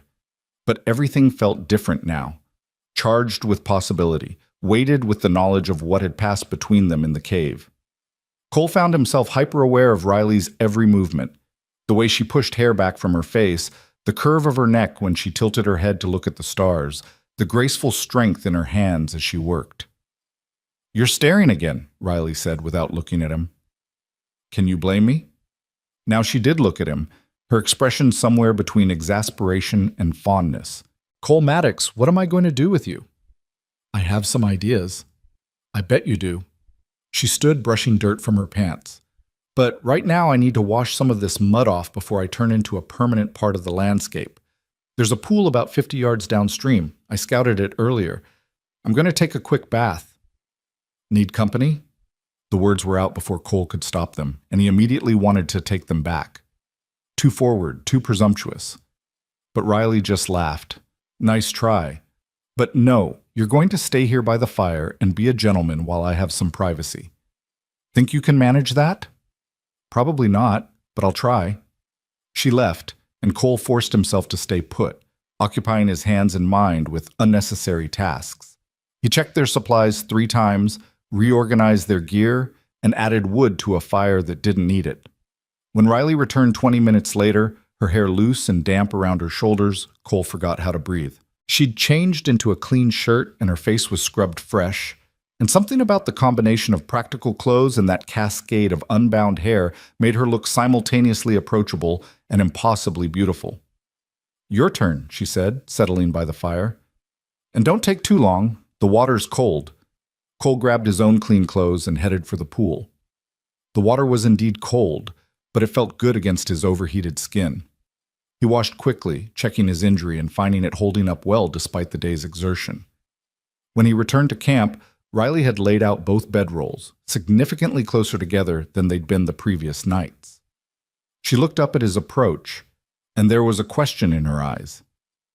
"Is this okay?" she asked quietly. Cole answered by lying down beside her, pulling her close so that her head rested on his shoulder. "More than okay." They lay together under the vast western sky, wrapped in blankets and each other's warmth. Riley's fingers traced idle patterns on Cole's chest, and he played with her hair, marveling at the softness of it. "What happens when we get back to town?" Riley asked eventually. Cole had been avoiding that question, but he knew they'd have to face it eventually. "I don't know. What do you want to happen?" "I want to see where this goes, but we'll have to be discreet. Small towns talk, and I can't afford to have my reputation damaged when I'm trying to establish a business." "I understand." Cole did understand, even if the need for secrecy stung slightly. "So we'll be careful. Professional in public, whatever we are in private." "Whatever we are," Riley echoed. "That's the question, isn't it? What are we, Cole?" "I don't know yet, but I'd like to find out." He tightened his arm around her. "If you're willing to take the risk." I seem to be developing a habit of taking risks where you're concerned. Riley tilted her head up to look at him. Though this one feels different, like maybe it's worth it. Cole kissed her again, softer than before, trying to pour into the kiss all the things he didn't know how to say. That she'd woken something in him he'd thought dead. That her presence made the world feel less lonely. That he was terrified and exhilarated in equal measure. When they finally settled into sleep, still wrapped around each other, Cole's last conscious thought was that he couldn't remember the last time he'd felt this much peace. Or this much hope that maybe, just maybe, he'd found someone brave enough to climb over the walls he'd built and stubborn enough to stay. The second day of the cattle drive went more smoothly than the first. Cole and Riley worked in perfect synchronization, their movements coordinated by an understanding that seemed to have developed overnight. The remaining cattle moved through the canyon in steady groups, and by late afternoon the entire herd was grazing contentedly in the north pasture.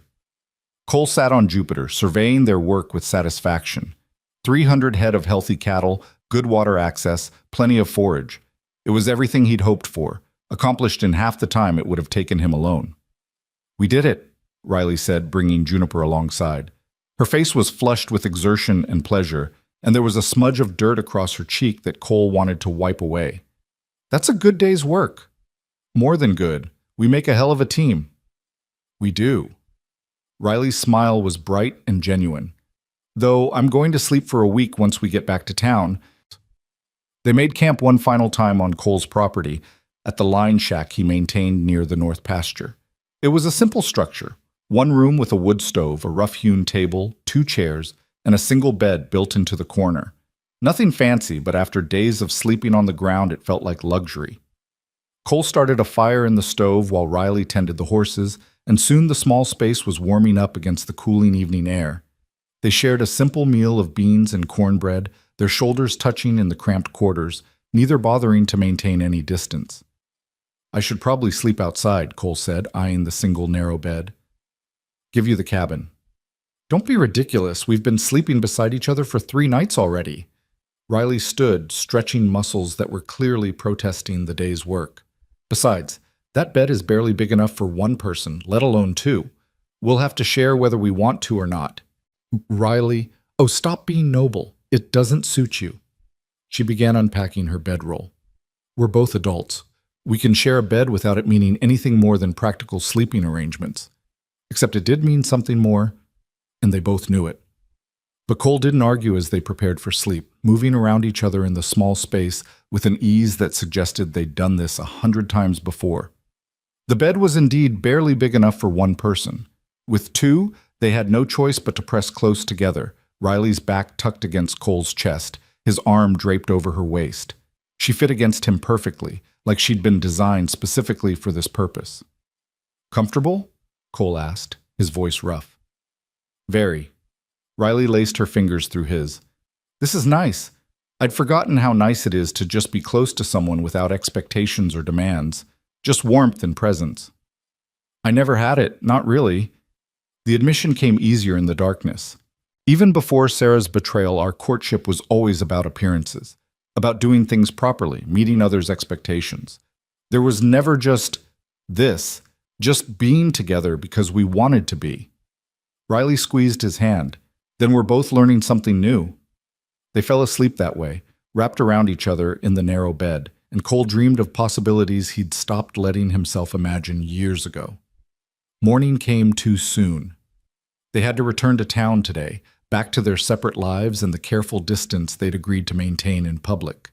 Cole found himself dragging his feet as they prepared to leave, finding excuses to delay their departure. "We need to go," Riley said finally, though her tone suggested she was no more eager than he was. "I've been away from the store for almost a week. God knows what chaos awaits me." The ride back to Spokane Falls took most of the day. They stopped twice at homesteads Riley had visited earlier in the week, confirming delivery arrangements and taking new orders. Each time, Cole watched her work, confident, professional, treating ranchers and homesteaders with the same respect regardless of the size of their orders. By the time they reached town, it was late afternoon, and Main Street was busy with end-of-day traffic. People turned to watch as they rode in, leading their pack horses, both of them dusty and trail-worn. Cole saw the looks, heard the whispered conversations that stopped when they drew near, felt the weight of small-town scrutiny settling over them like a heavy blanket. Riley must have felt it too, because she straightened in her saddle and lifted her chin in a gesture Cole was beginning to recognize as her response to judgment. They rode directly to the livery, dismounted without discussion, and began the work of unsaddling and caring for the horses. "Miss Monroe! Mr. Maddox!" Mrs. Fletcher appeared in the livery entrance, her face alight with curiosity. "You're back! We'd heard you were out on business together. How did it go?" "Very well, thank you," Riley said coolly. "I've established delivery routes to 7 homesteads and 2 ranches. It should significantly expand my customer base. And you, Mr. Maddox? I trust your cattle drive was successful?" "It was. Miss Monroe's help made the work much easier." Cole kept his tone neutral, professional, giving the landlady nothing to speculate about. But Mrs. Fletcher's eyes darted between them, clearly noting the easy way they worked together, the unspoken coordination of their movements. "Well, how nice that you could help each other. I'm sure it was all very proper." The implication hung heavy in the air. Riley's jaw tightened, but her voice remained steady. "Perfectly proper, I assure you. Mr. Maddox was a gentleman throughout. Now, if you'll excuse me, I need to check on my store." She left without looking at Cole, her spine rigid with suppressed anger. He wanted to follow, to tell Mrs. Fletcher and everyone else in this gossipy town that Riley Monroe's reputation was spotless, and anyone who suggested otherwise would answer to him. But that would only make things worse, fuel the speculation they were trying to avoid. So he finished with Jupiter in silence, trying to ignore the knowing looks from the stable hands and the whispered conversations that followed him as he left the livery. He headed straight for the boarding house, collected his few belongings from the room he'd rented, and prepared to ride home. The thought of his empty cabin, after a week of Riley's constant presence, made something in his chest ache. But what choice did he have? They'd agreed to be discreet. That meant separate lives in town, no matter how much it cost them. He was loading his saddlebags when someone knocked on the door. Cole opened it to find Riley standing in the hallway, her expression stormy. "Can I come in?" Cole stepped aside, checking the hallway before closing the door. "What's wrong? What's wrong? Did you hear the way Mrs. Fletcher was talking to us? Like we'd done something shameful, like spending a week working together somehow makes us less respectable." Riley paced the small room, her movements sharp with frustration. "I've been back in my store for all of 30 minutes, and I've already had 2 concerned customers asking whether I'm all right, whether you behaved appropriately, whether I need the minister to speak with me about proper conduct." "Riley!" "And the worst part is we haven't done anything wrong. We work together. That's all anyone needs to know. But because I'm a woman and you're a man and we spent time alone together, suddenly it's a scandal." She stopped pacing, facing him with eyes that blazed. "I'm so tired of this. Tired of having to justify my choices. Tired of being judged for having the audacity to run my own business and make my own decisions." Cole crossed to her, taking her shoulders gently. "I know, and I'm sorry. If I'd known it would cause you this much trouble." "Don't!" Riley cut him off. "Don't apologize for something that isn't your fault. This isn't about you. It's about a society that can't accept women operating outside very narrow boundaries." She took a shaky breath. "I knew it would be like this. I prepared myself for it. But knowing it's coming doesn't make it any easier when it happens."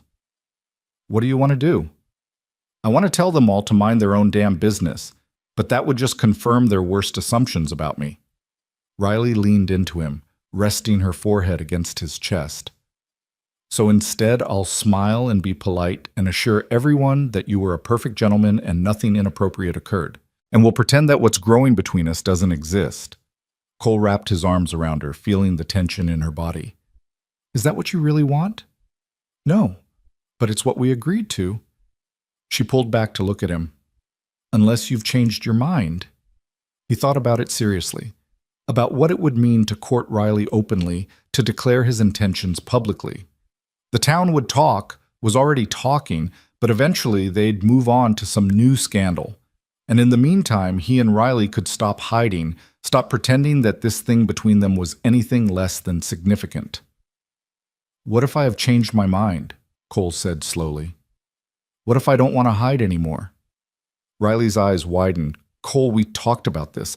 I can't afford to have your reputation damaged. I know, but what if we did this properly? What if I courted you the way you deserve to be courted? Openly, respectfully, with clear, honorable intentions. He took her hands in his. Let them talk. Eventually they'll see that this is real, that I'm serious about you. And then what can they say? They can say plenty. Trust me, I've heard it all before. But you won't be facing it alone. You'll have me standing beside you, making it clear that anyone who disrespects you disrespects me. Cole squeezed her hands. I'm not asking you to marry me tomorrow, Riley. I'm just asking for the chance to see where this goes without hiding it, to take you to Sunday dinner at the hotel, to walk with you down Main Street, to visit your store without worrying that someone will get the wrong idea. Riley was quiet for a long moment, searching his face. You're serious about this? Completely serious. These past few days with you, they've been the best I've had in years, maybe ever. And I'm tired of being alone, tired of protecting myself from possibilities. He raised one of her hands to his lips, pressing a kiss to her knuckles. I want to try, Riley. With you. If you're willing. People will talk. Let them. My business might suffer. Or it might thrive once people see that I trust you and respect your independence.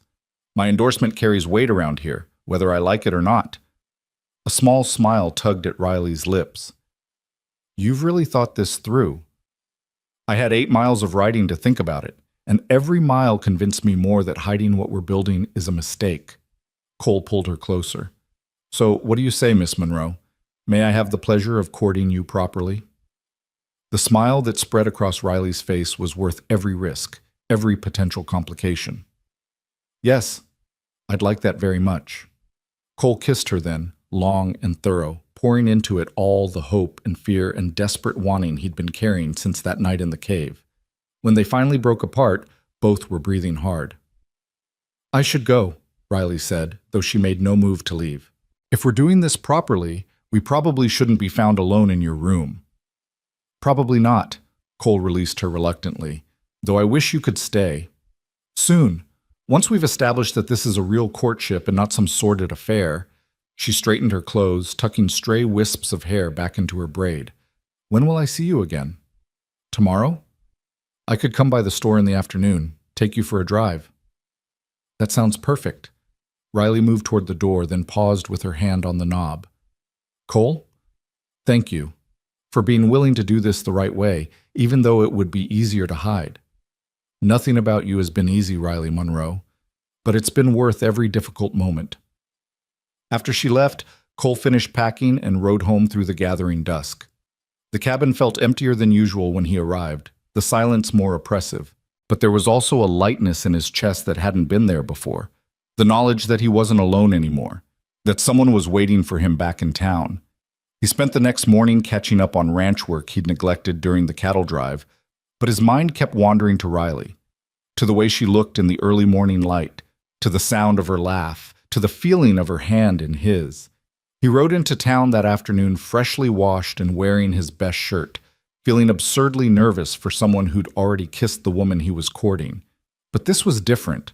This was public, a declaration that they were more than business associates or friends. Monroe's Goods and Provisions was busy when he arrived, several customers browsing the shelves while Riley handled transactions behind the counter. She looked up when the bell chimed, and her face lit with a smile that made Cole's nervousness evaporate. Mr. Maddox, she said formally, though her eyes were warm, what brings you to town? I was hoping you might have time for a drive this afternoon, Miss Monroe. The weather's fine, and I thought you might enjoy getting out of the store for a bit. Several customers turned to watch this exchange with obvious interest. Riley maintained her composure beautifully, her expression pleasant but professional. That sounds lovely. Let me just close up early today. She glanced at the wall clock. In about 30 minutes, will that work? Perfect. I'll wait outside. Cole retreated to the bench outside the store, acutely aware of the eyes watching him through the window. He nodded to passing townspeople, made small talk with old Bill Henderson when the trader stopped to chat, and tried to appear completely natural about courting the independent storekeeper who'd scandalized half the town by going on a business trip with him. True to her word, Riley emerged exactly 30 minutes later wearing a simple day dress in deep blue that brought out her eyes. She'd pinned up her hair in a more formal style, and there was color in her cheeks that might have been rouge or might have been nerves. "Ready?" Cole offered his arm. Riley took it with a smile. "Ready." They walked down Main Street to where Cole had left his wagon. He'd brought it instead of riding, figuring it would be more appropriate for courting, and he helped her up to the seat. Several people called greetings as they drove past, and Cole made a point of tipping his hat and responding cheerfully, showing the town that he had nothing to hide. He drove them out to a spot he knew overlooking the river, a peaceful clearing where cottonwoods provided shade and the sound of rushing water provided privacy. They sat on a blanket Cole had brought, eating the picnic lunch Riley had packed, and talked about everything and nothing. "How's your store been?" Cole asked. "Any fallout from our trip?" "Some. A few of my more conservative customers made pointed comments about propriety, but I've also had 3 new customers come in specifically because they heard I was willing to make deliveries to remote homesteads." Riley selected an apple from the basket. "Overall, I'd say it's been positive. Your endorsement helped more than you probably realize." "Good. That's good." Cole watched her bite into the apple, mesmerized by such a simple action. "I meant what I said yesterday, Riley. I'm serious about this. About you." "I know you are. That's what scares me." She set down the apple, her expression becoming serious.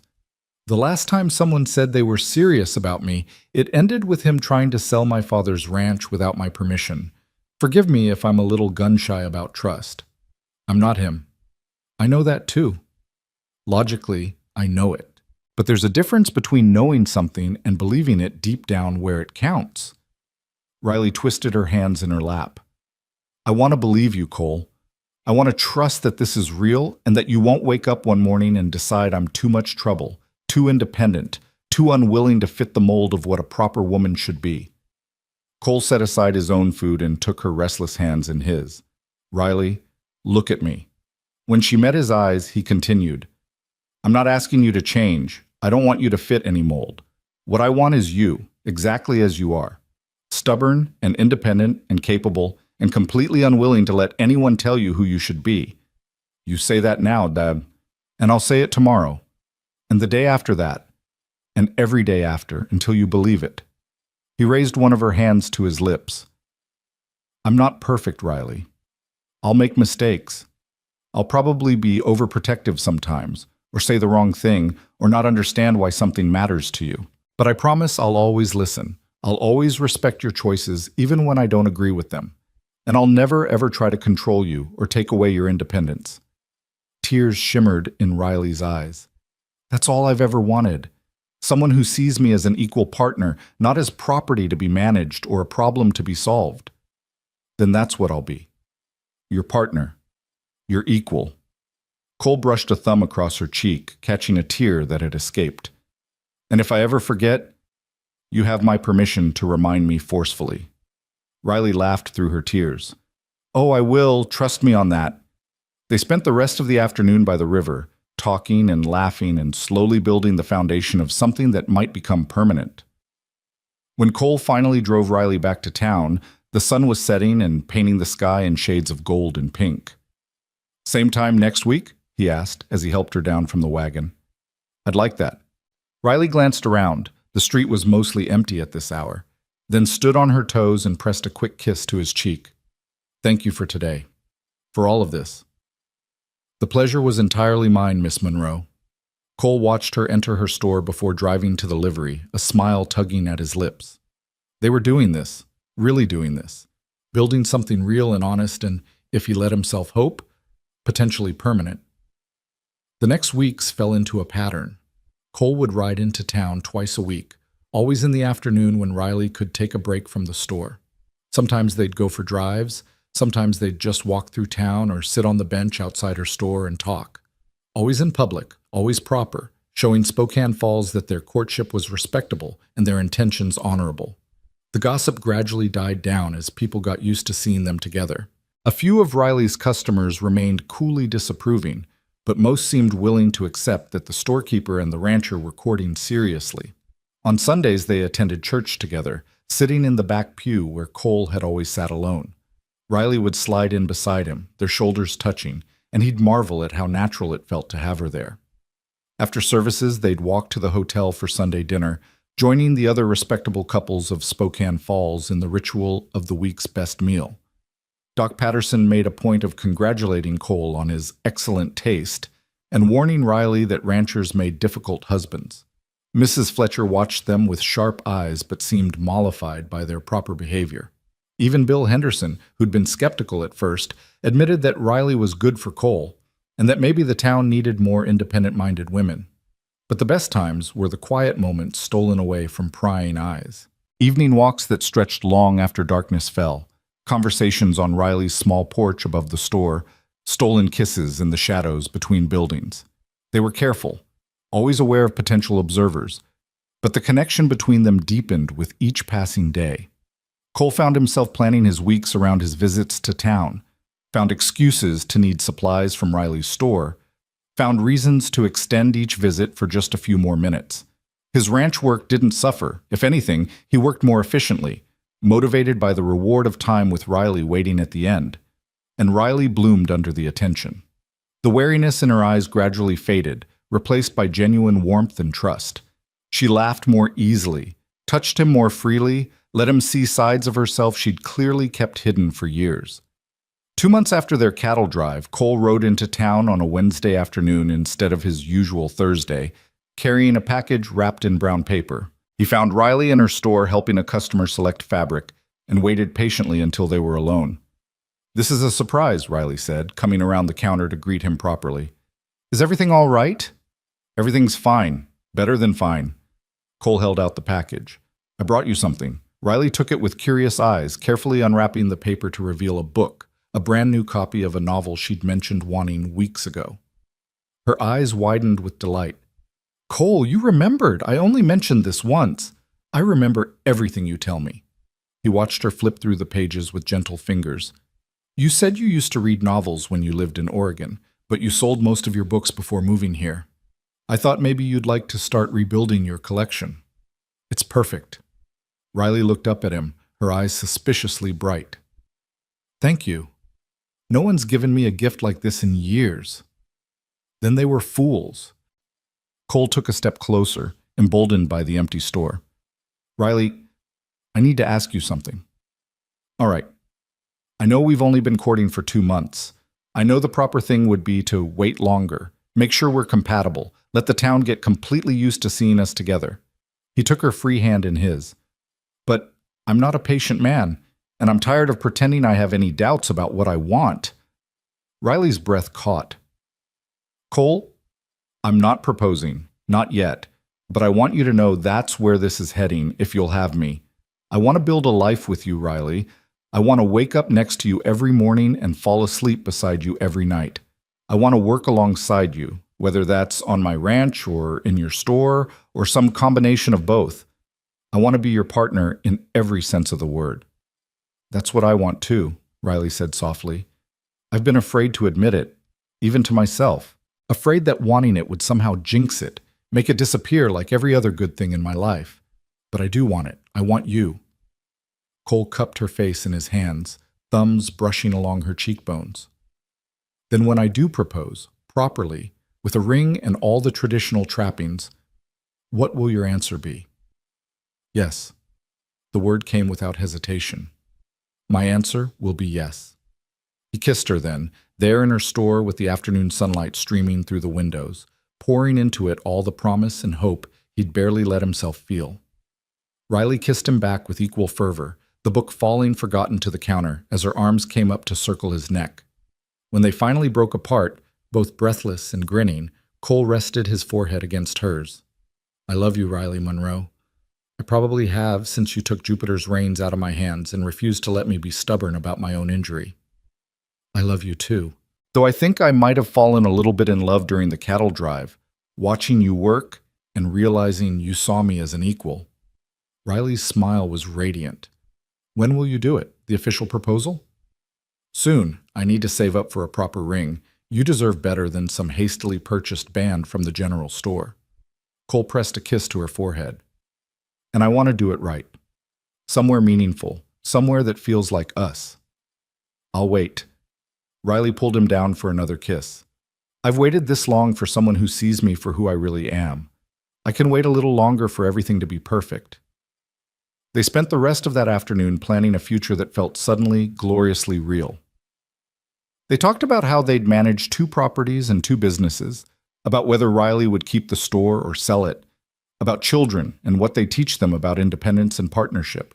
By the time Cole finally forced himself to leave, riding home under a sky full of stars, his heart felt lighter than it had in years. He had a purpose beyond simple survival, a reason to look forward to each new day. He had Riley, and she had him, and together they were building something neither of them had thought possible, a partnership based on mutual respect and genuine love.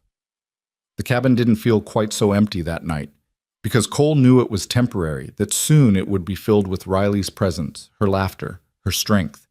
Soon he wouldn't be alone anymore, and that knowledge, that promise of a shared future, was worth every risk he'd taken, every wall he'd let crumble, every moment of vulnerability that had terrified him. He'd found his partner, his equal, his home.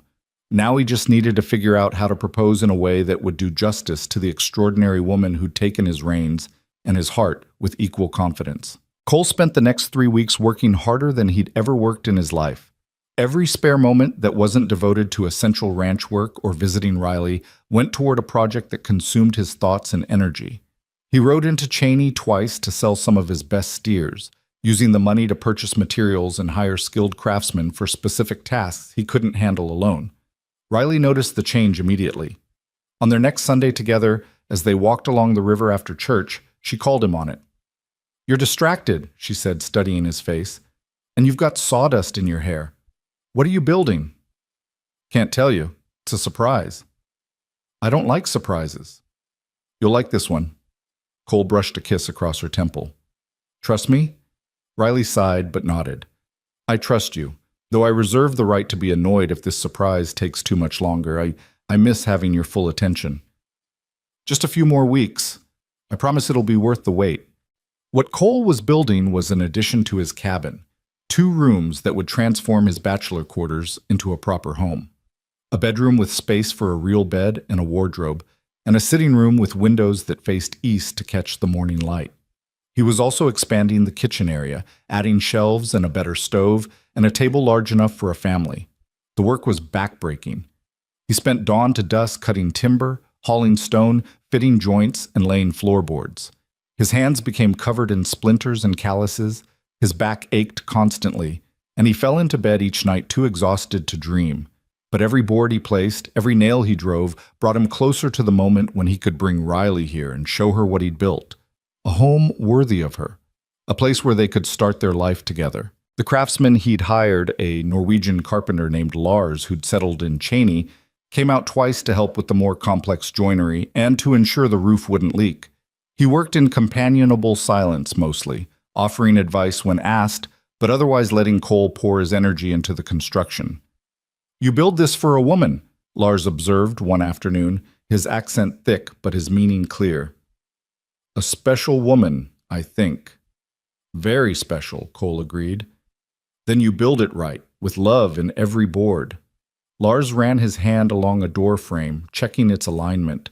"This is good work, Mr. Maddox. She will be happy here." Cole certainly hoped so, because hidden in the back of his wardrobe, wrapped carefully in soft cloth, was the ring he'd purchased in Cheney. Simple but elegant, a gold band set with a small diamond that had cost him nearly everything he'd made from selling those steers. The jeweler had assured him it was a quality stone, and Cole had believed him because it caught the light in a way that reminded him of Riley's eyes. He visited town as regularly as he could manage, though the construction kept him busier than usual.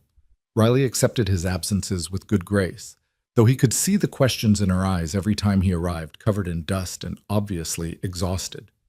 "You're working yourself too hard," she scolded one evening as they sat on her porch, his head in her lap while she ran her fingers through his hair. "Whatever you're doing, it's not worth making yourself sick over." "It's worth it," Cole insisted.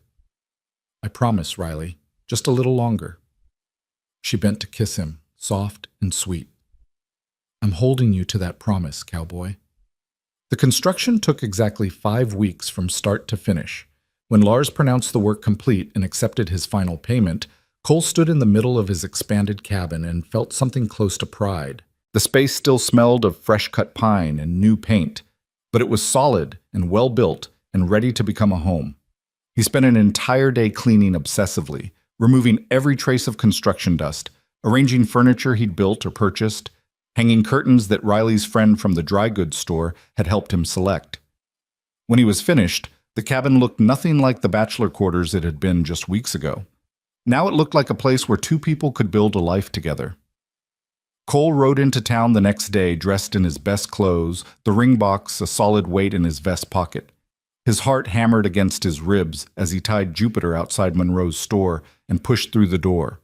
Riley was helping a customer, old Mrs. Henderson, who seemed to have a million questions about thread, and Cole waited as patiently as he could manage. When the elderly woman finally made her selection and departed, Riley turned to him with a smile that faltered when she saw his expression.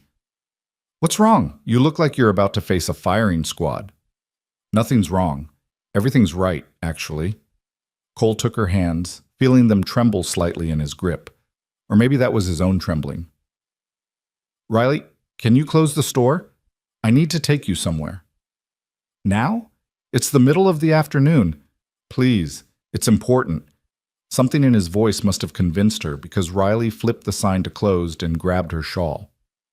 "This better be good, Maddox. I'm losing business hours here." "It's good, I promise." They rode out of town together, Riley on Juniper beside Cole on Jupiter, heading north toward his ranch. She peppered him with questions the entire way, but Cole deflected them all with increasing nervousness. What if she didn't like what he'd built? What if his vision of their future didn't match hers? What if he'd misread everything and she wasn't ready for this step? By the time they reached his property, his hands were sweating and his mouth had gone dry. "Why are we at your ranch?" Riley asked as they approached the cabin.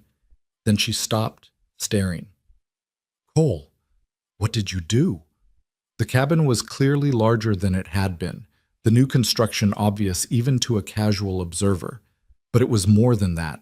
There were flower boxes under the windows now, filled with late-season blooms Cole had transplanted from a meadow. The door had been painted a welcoming blue. Smoke curled from the chimney because Cole had started a fire that morning to take the chill off. It looked like a home. That's what he'd been going for, and from Riley's stunned expression, he'd succeeded. "Come inside," Cole said, dismounting and helping her down from Juniper. "Please." But he led her through the door, watching her face as she took in the changes.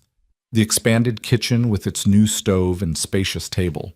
The sitting room with comfortable chairs positioned to catch the morning light. And through the open doorway, visible but not intrusive, the new bedroom with its handmade bed frame and colorful quilt. Riley walked through the space slowly, running her hands over surfaces, examining details, saying nothing. Cole's heart sank with each passing moment of silence. "If you don't like it, I can change things," he said desperately. "The furniture can be moved, the colors repainted.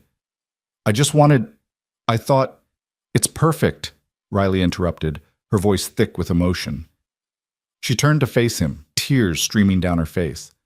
"Cole, it's absolutely perfect." Relief flooded through him so powerfully, his knees went weak. "You really think so?" "I think you've built a home. Our home." She crossed to him, taking his hands. "This is what you've been doing all these weeks, building this for us?" "I wanted to have something to offer you. More than just a bachelor's cabin and a promise. I wanted you to see what our life could look like, what I'm prepared to build for you. With you." Cole pulled her toward the sitting room, positioning them in front of the east-facing windows where afternoon light painted everything gold. "Riley Monroe, I love you more than I thought it was possible to love anyone. You've changed everything for me, made me believe in partnership and trust and the possibility of happiness again." He released her hands and dropped to one knee, pulling the ring box from his pocket. Riley's hands flew to her mouth, more tears spilling over. "I'm not perfect," Cole continued, his voice rough with emotion. "I'll probably be overprotective sometimes. I'll work too hard. I'll forget that you're perfectly capable of handling things yourself. But I promise to always see you as my equal, to respect your independence and support your dreams, to build a life with you, not for you." He opened the box, revealing the ring. Riley Monroe, will you marry me? Will you make this house a home? Will you let me spend the rest of my life proving that you made the right choice when you took the reins from my hands that day in the livery? Yes. The word came out choked with happy tears. Yes, yes, 1,000 times, yes. Cole's hands shook as he slipped the ring onto her finger, and then Riley was pulling him to his feet, kissing him with a passion that made his head spin. They held each other in the golden afternoon light, both laughing and crying, overcome by the magnitude of what they'd just promised each other. I can't believe you built all this, Riley said when they finally broke apart, both breathless. How did you manage it? The time? The cost? I sold some steers, hired Lars from Cheney to help with the skilled work. Spent every spare moment I had hammering and sawing and painting. Cole gestured around the room. I wanted you to know I'm serious about this, about us, about building a real life together. As if I had any doubts after these past 3 months. Riley held up her hand, admiring the way the diamond caught the light. It's beautiful, Cole. Everything is beautiful. They spent the next hour exploring the additions together, Riley exclaiming over details Cole had worried were too simple or not elegant enough. She loved the flower boxes, loved the spacious kitchen, loved the way the bedroom was positioned to catch the sunrise.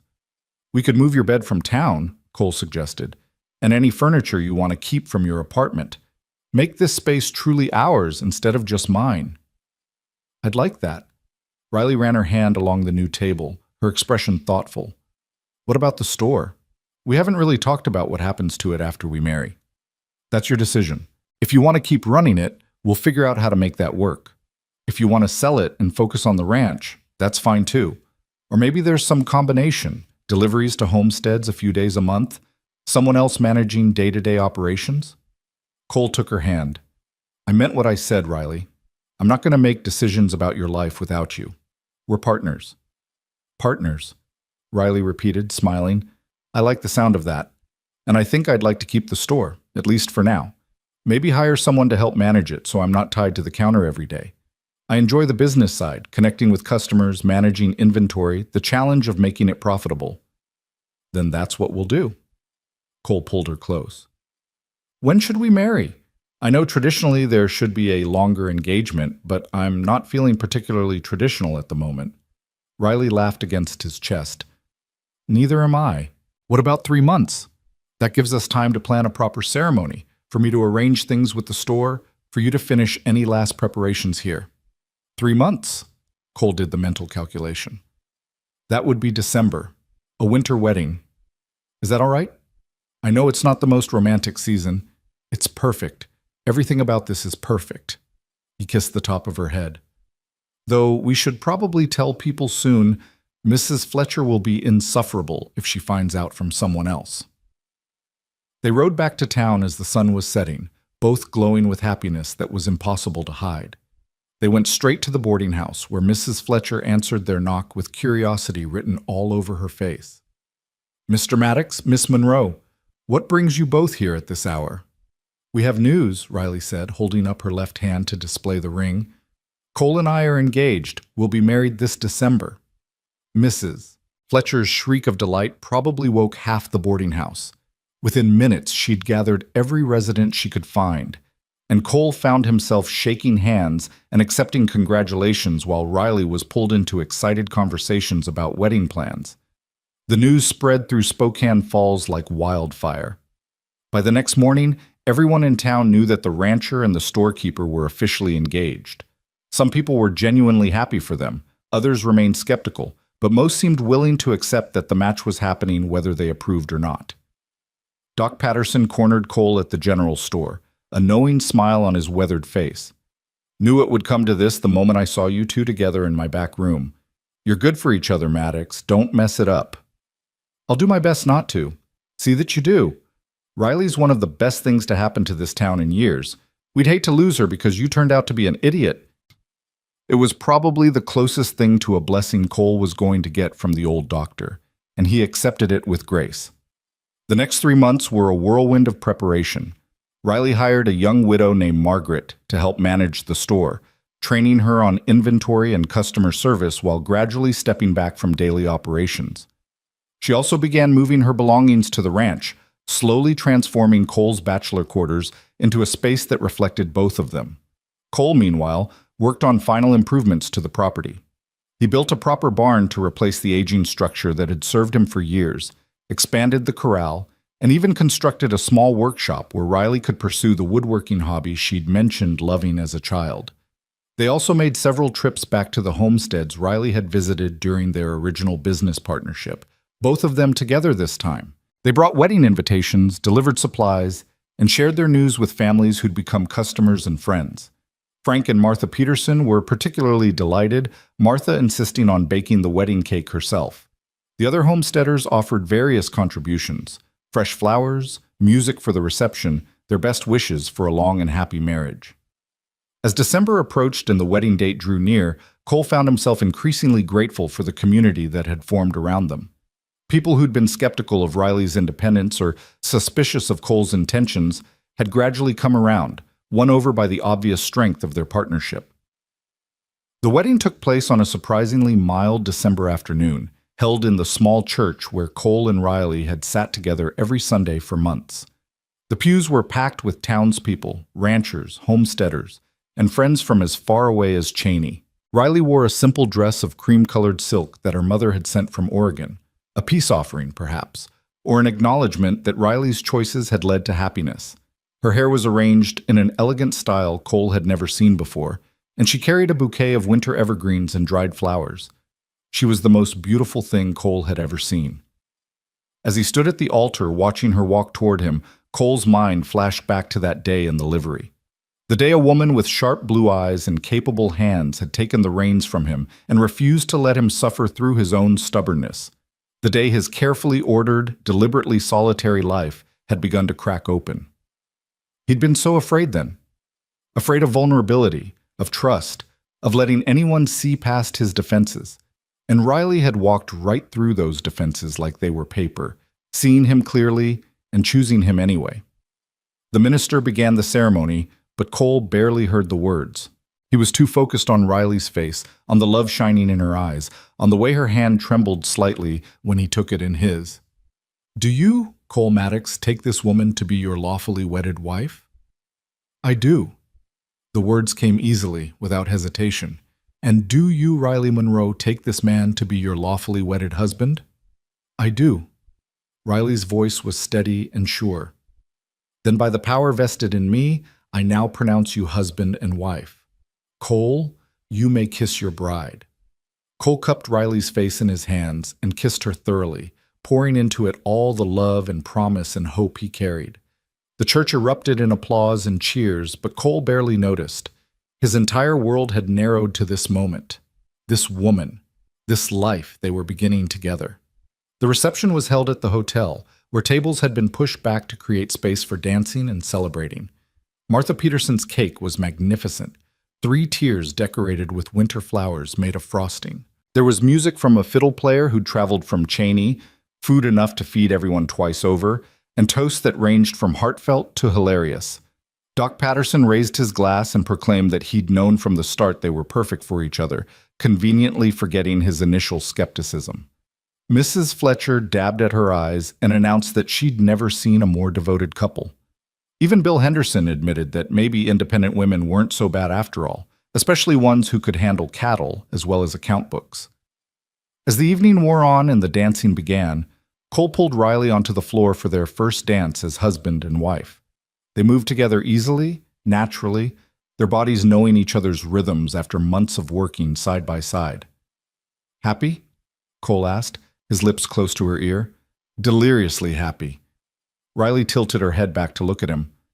"Though I suspect that has more to do with the man I married than the party." I could say the same thing, though I have to admit Margaret did an impressive job with the decorations. "She's been wonderful. I couldn't have managed everything without her help." Riley's expression grew serious. "Cole, I know we've talked about this before, but I need to say it again. Thank you for letting me keep the store, for supporting my work, even though it would be easier for you if I just focused on the ranch." "Riley, you don't need to thank me for respecting your choices. That's the bare minimum of partnership." Cole spun her gently, drawing her back close. Besides, I'm selfish.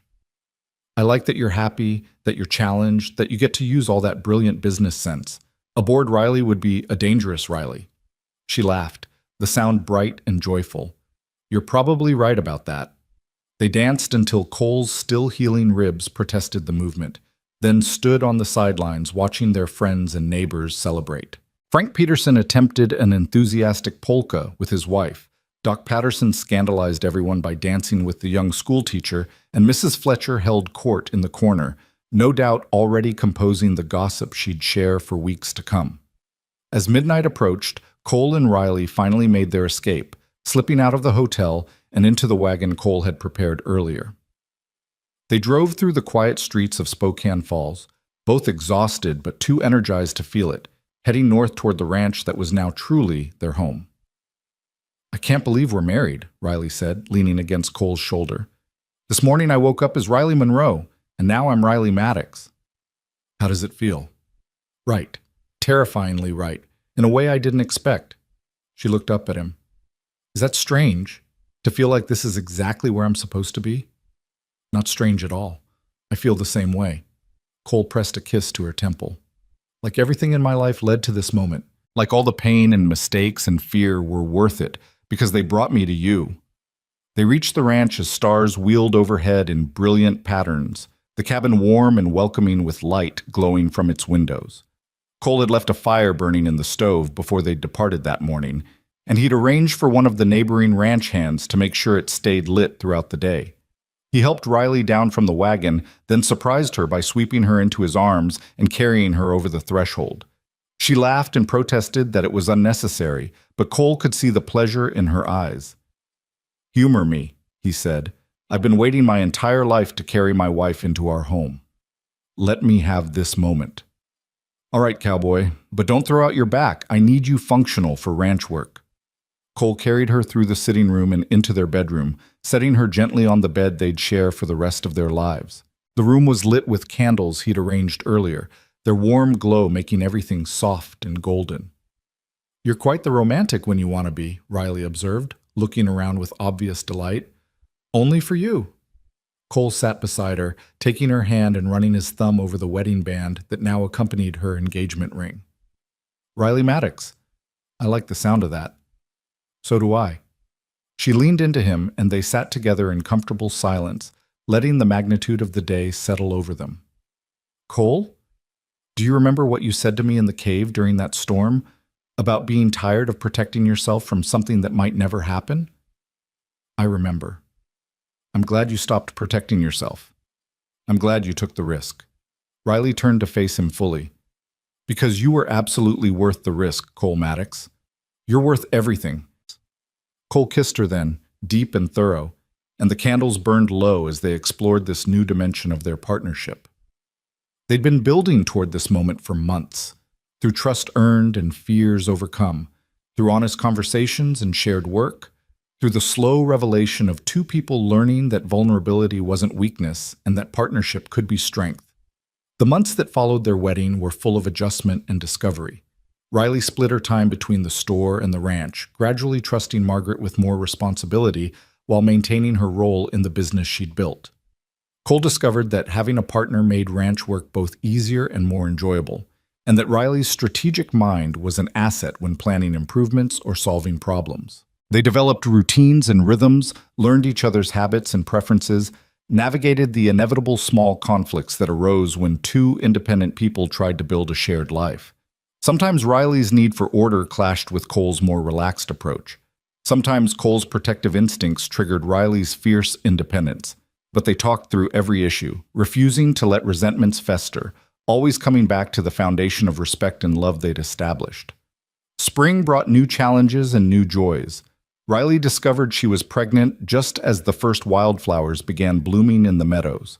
Cole's reaction, equal parts terrified and elated, made her laugh until she cried. You handle cattle and horses without batting an eye, but the thought of a baby makes you panic? She teased. Babies are more fragile than cattle, Cole protested, and they can't tell you what's wrong when something bothers them. We'll figure it out together, just like everything else.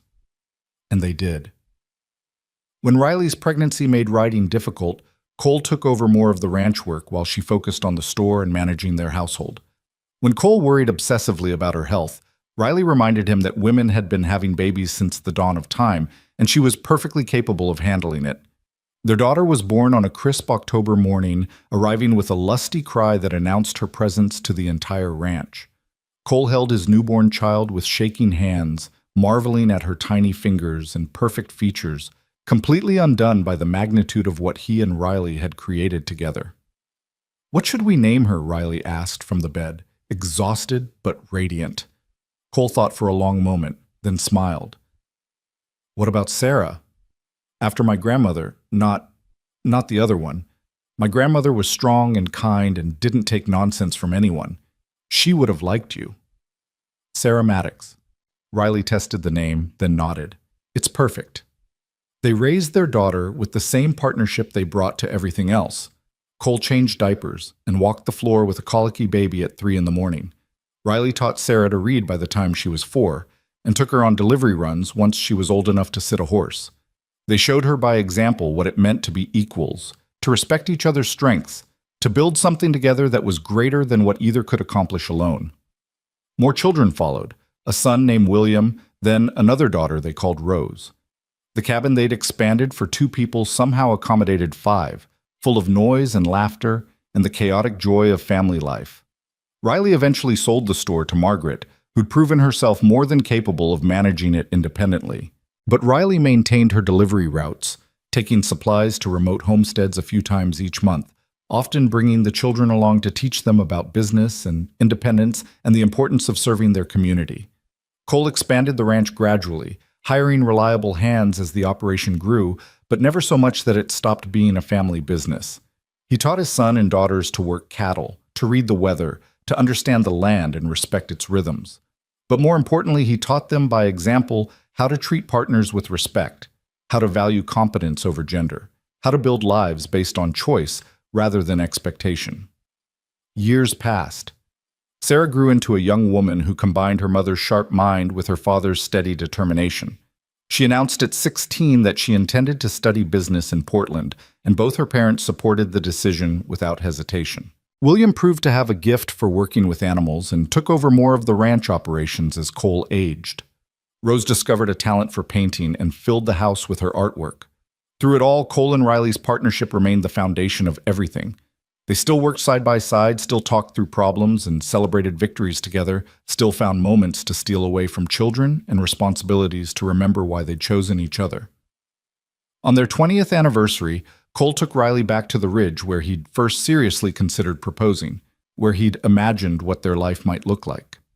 They sat together watching the sunset paint the sky in brilliant colors, their hands intertwined, their bodies comfortable with decades of familiarity.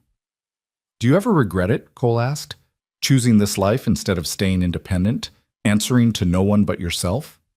Riley was quiet for a moment, considering the question seriously. "No, never. Because this isn't me giving up my independence, Cole. It's me choosing to be independent with a partner who supports that independence. There's a difference. I hope I've lived up to that, to being the partner you deserved." "You have, every single day." Riley squeezed his hand. "We've built something remarkable, you and I.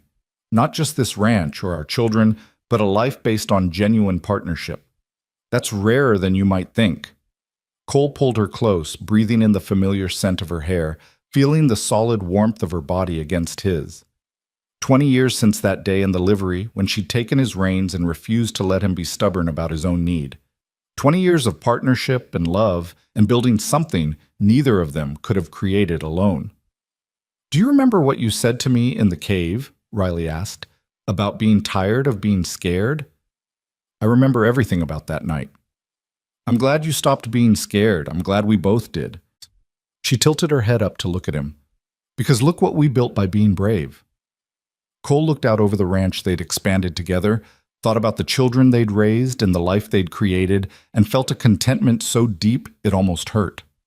Riley was right. This was what happened when 2 people stopped protecting themselves from possibility and started building toward it instead.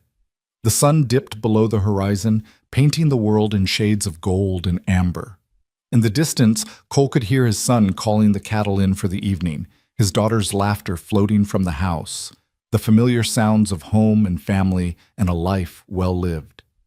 He'd been a cowboy with a broken rib who could barely saddle his own horse.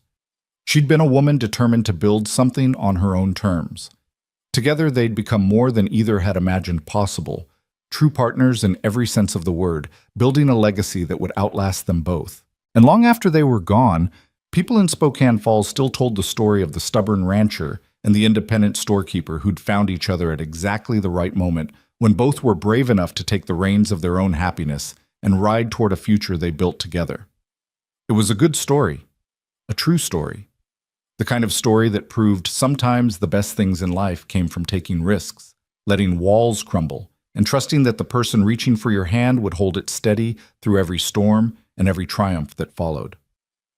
Cole and Riley Maddox lived that truth every day of their long, happy marriage, and their children and grandchildren carried it forward, proof that real partnership based on respect, equality, and genuine love could not only survive but thrive in even the harshest frontier. And it all started the day a woman took the reins from a cowboy too injured to ride, and neither of them let go.